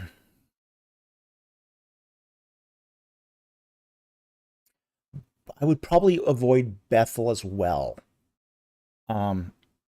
Bethel Seminary I would probably avoid because of its declining standards over the years.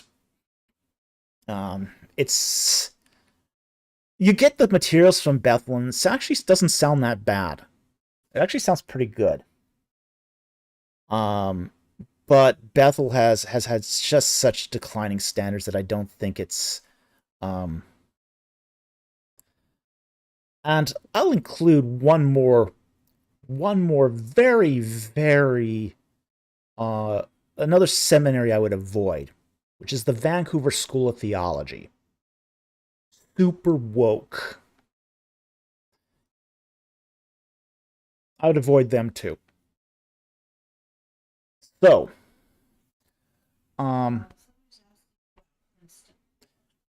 Princeton Theological Seminary, I don't know that much about. It used to have a great reputation. I don't know what its reputation is today. So I'd have to give, I don't know Princeton's, where they are on things today. Trinity Bible College and Theological Seminary has some issues. This is one I would sort of be cautious about. I wouldn't say no, but I'd definitely be cautious. Trinity Bible College and Theological Seminary has got, I know they're trying to improve their standards. Okay. They were once a degree mill. I don't think they are quite a degree mill anymore. But at the same time, too, there's still been reports coming out of them of inconsistent educational standards, and I don't think they're still not quite doing enough to turn it around. Now, I think they could. I think it's possible for Trinity Graduate School and Theological Seminary to turn this thing around. And there have been degree mills that have completely successfully gone from degree mill to fully bona fide seminary, with good accredited standards. Liberty University is one of them. Liberty started off as a virtual degree mill. Today it's actually a bona fide program. So, it can happen. It can definitely happen where a degree mill can turn its standards completely around. But it does take a concerted effort, and it does take a institutional change that comes from the top. And while I see some efforts there, I think more needs to be done. So anyway, that's sort of a Cole's Notes version of what I would recommend and what I wouldn't. So anyway, thank you very much for the super chat. Very much appreciate it. And that's my opinion on these things. And it is just my opinion. So feel free to take it with the proverbial grain of salt.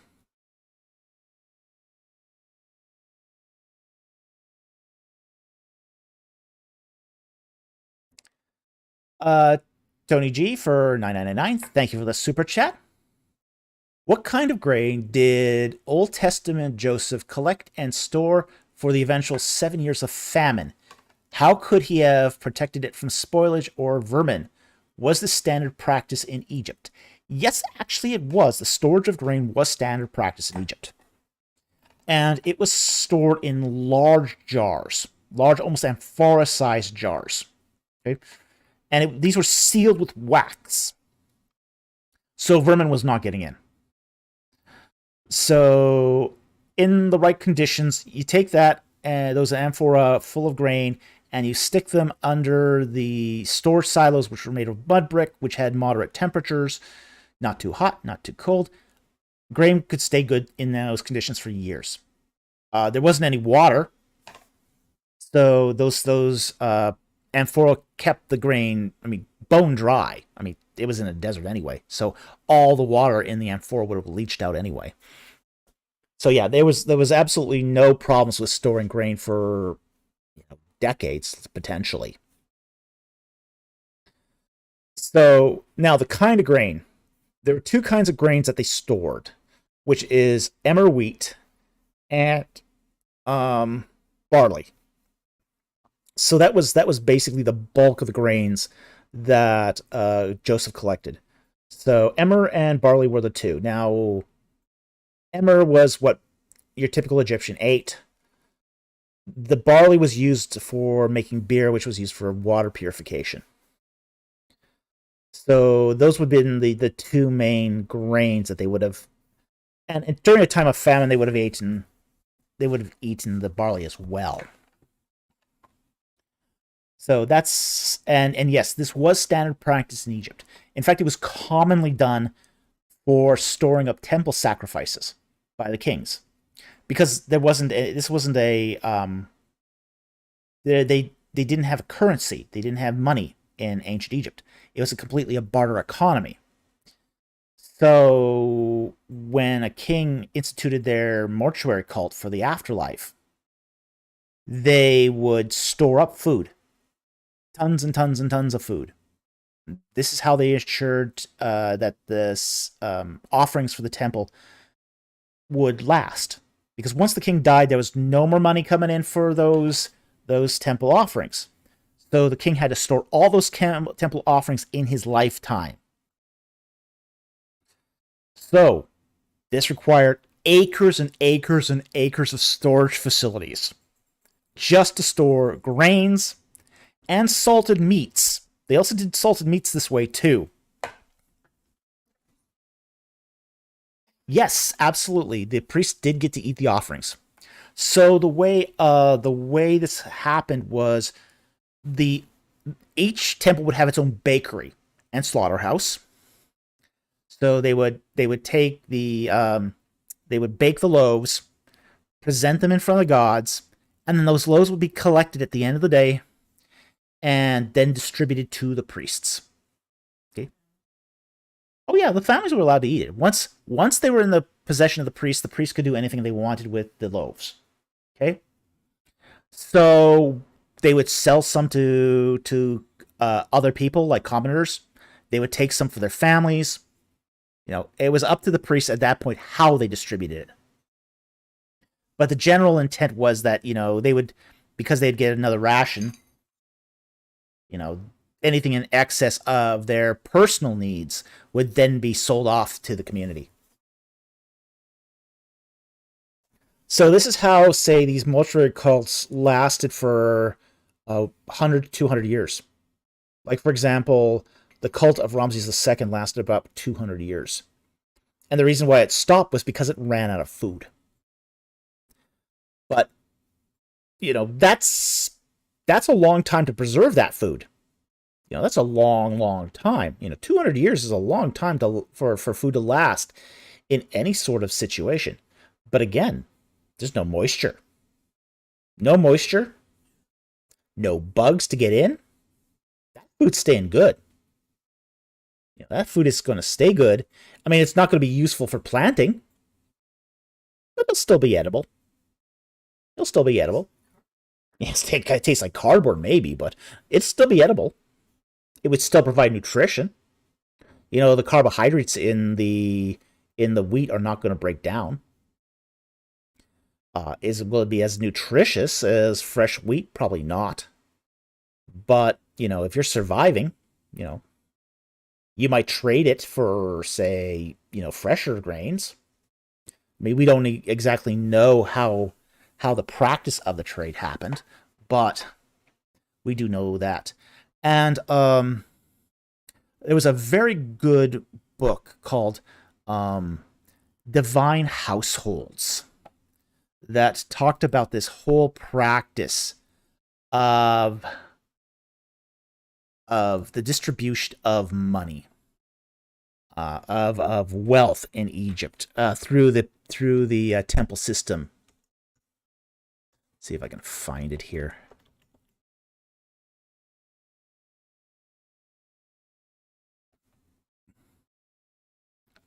But yeah, okay.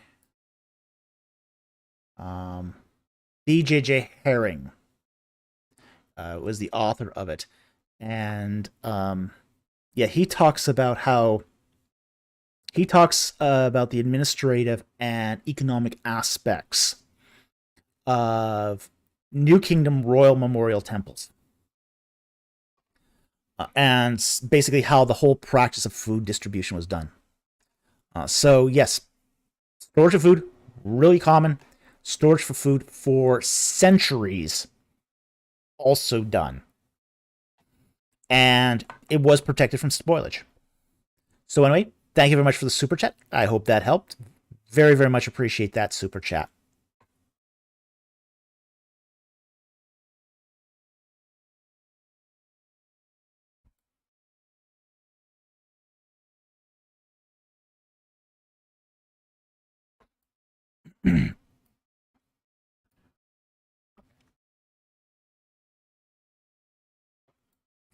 I think we are at the end of the super chats.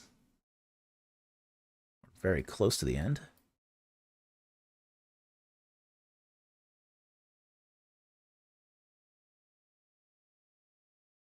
All right, we are at the end of the super chat. So it's 1:45. I do have to get up for work in the morning.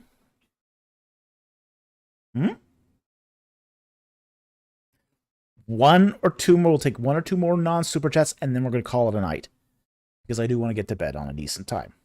So I see a question at the bonbon at the very end here, which is, Dr. Falk, do you know any Arabic for when you go to Egypt? I've heard they aren't very good at English in Egypt today. It depends. Some of them know English quite well. You can get by with mostly English in Egypt.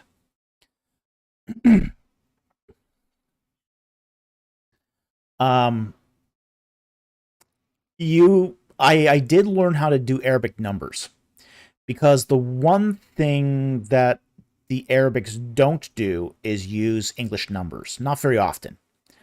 So if you really want to get by in Egypt, you can probably know mostly English and be fine, but learn the Arabic numbers.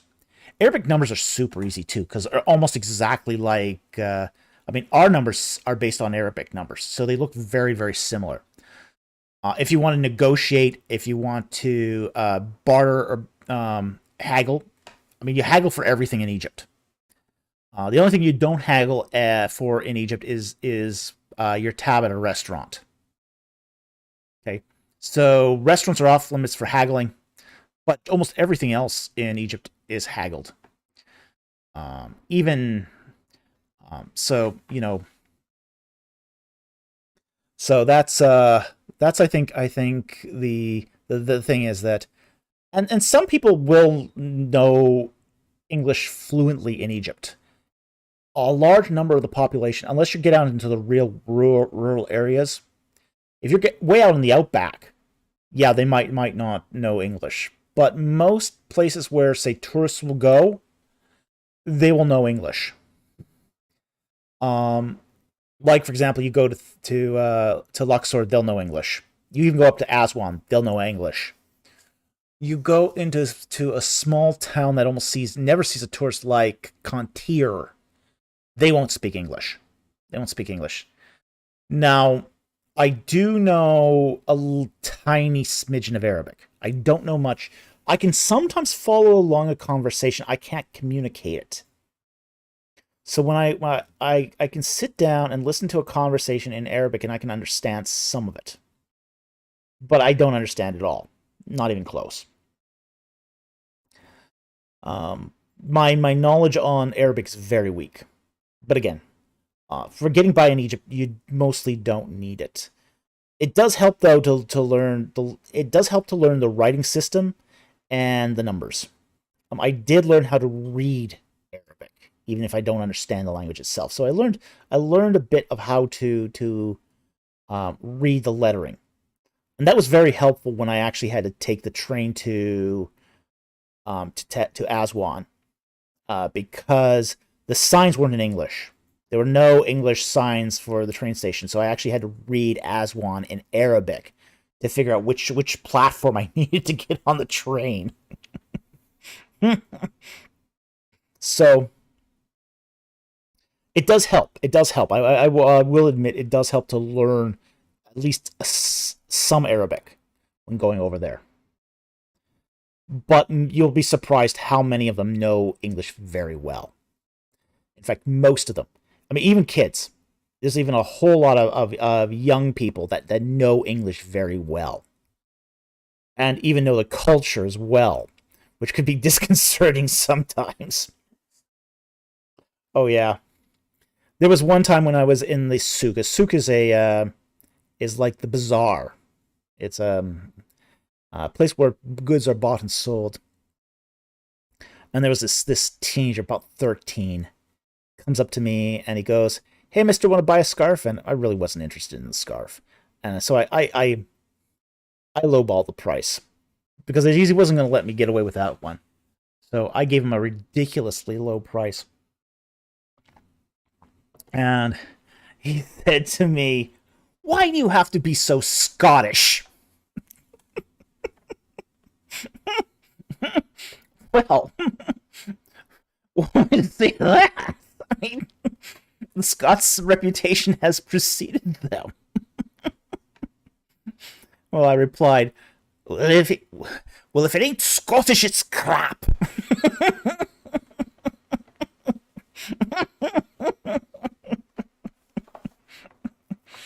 So they do know the culture. They do know the culture of English society. You know, I mean, they have learned a lot about Western culture. So, yes, they are definitely an Eastern culture, being an Arabic nation, but they've also got a lot of interaction with English speaking society as well. Especially.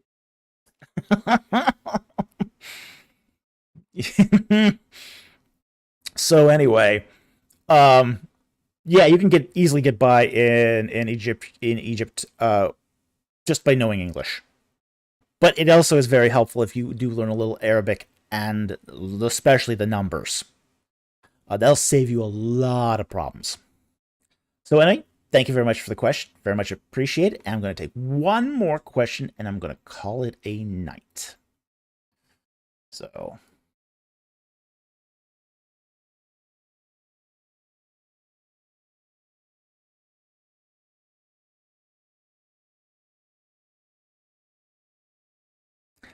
And here we go. We'll take this last bonbon question, and this will be the last one for the night.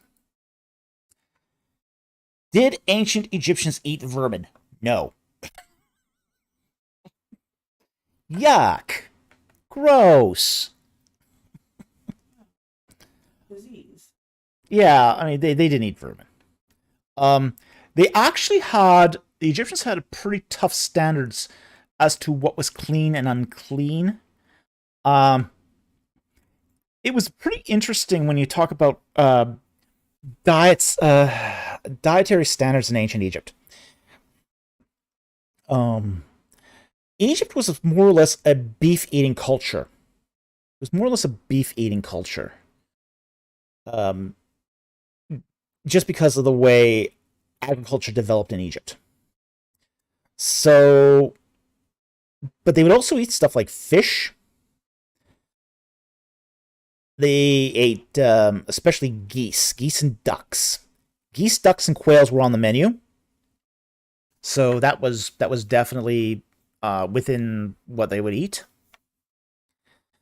They would stay away from stuff like if you were a priest, you probably were not permitted to eat fish. For some reason, fish was off limits to priests, especially in the late period. It is very strange. It's not something. Yes, they ate pigeons too. Pigeons were on the menu. I mean, I consider pigeons to be flying rats, but they ate pigeons. They still eat pigeons.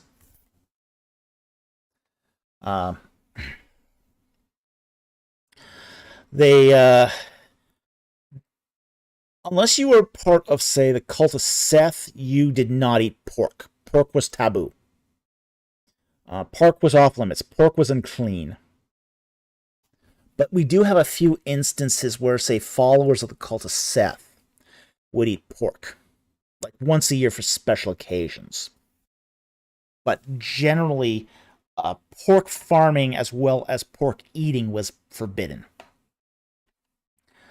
They did not eat horse. They did not eat dog. They did not eat cat. And they certainly did not eat rodents. So there was definitely do not eat stuff on the do not eat list.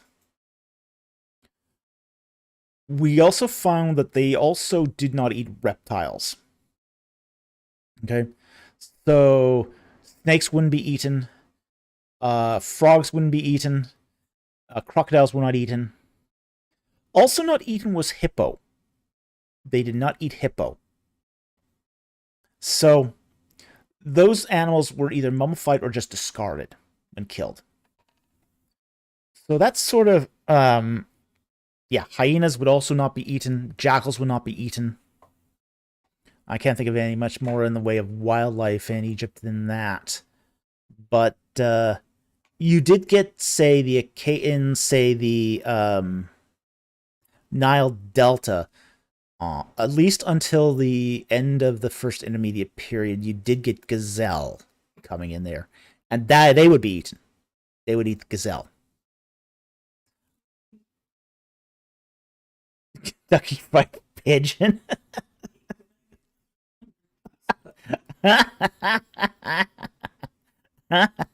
See if I can pull that one up. Me pulling up to Kentucky Fried Pigeon. Hey, can I get a 300-piece bucket, please?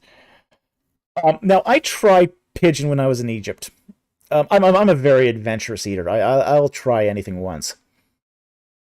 It was 2 pigeons with a lot of stuffing in them, and they were dry. Oh, man, not good. I did not like pigeon. Did not care for pigeon at all. Yeah, most cultures will use them in a stew, but the Egyptians don't stew pigeon. They roast pigeon. So it was very dry. It was not good at all. I've had camel. Really liked camel. Camel was delicious. Absolutely delicious.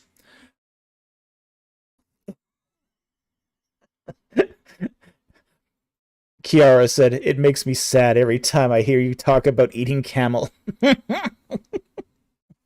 It's just so good. What can I say? The cutest.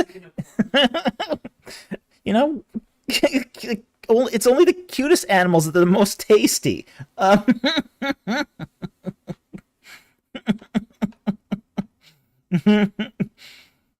Yeah, the thing about eating camel, though, is it has to be young camel, and it has to be braised. Uh, Is camel meat chewy? Yes, it's very chewy. If it's not properly prepared. Now, the stuff I had was so tender and succulent. It was just, oh, it was so good. So good. So soft, so tender. And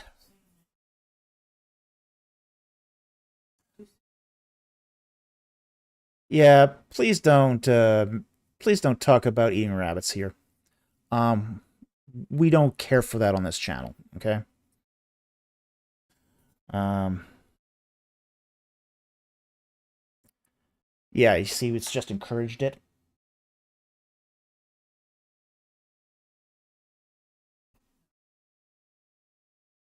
Okay.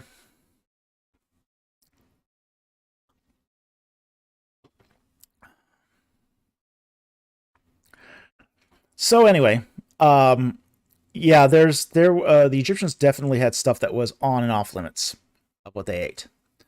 A lot of it would depend on some of it was religious taboo, some of it was agricultural taboo. Overall, the rules were more along the lines of what would they allow agriculturally than anything else. We do know that they herded also goats and sheep, but that sort of trailed off after the Middle Kingdom. After the Middle Kingdom, you saw less and less Egyptians eating goat and sheep, at least until, say, the Ptolemaic period, when it once again was something that Egyptians once again did. So anyway, that's going to be the last question of the night. I want to thank everyone who joined us tonight. I want to thank the super chatters who helped support this channel and to keep things going.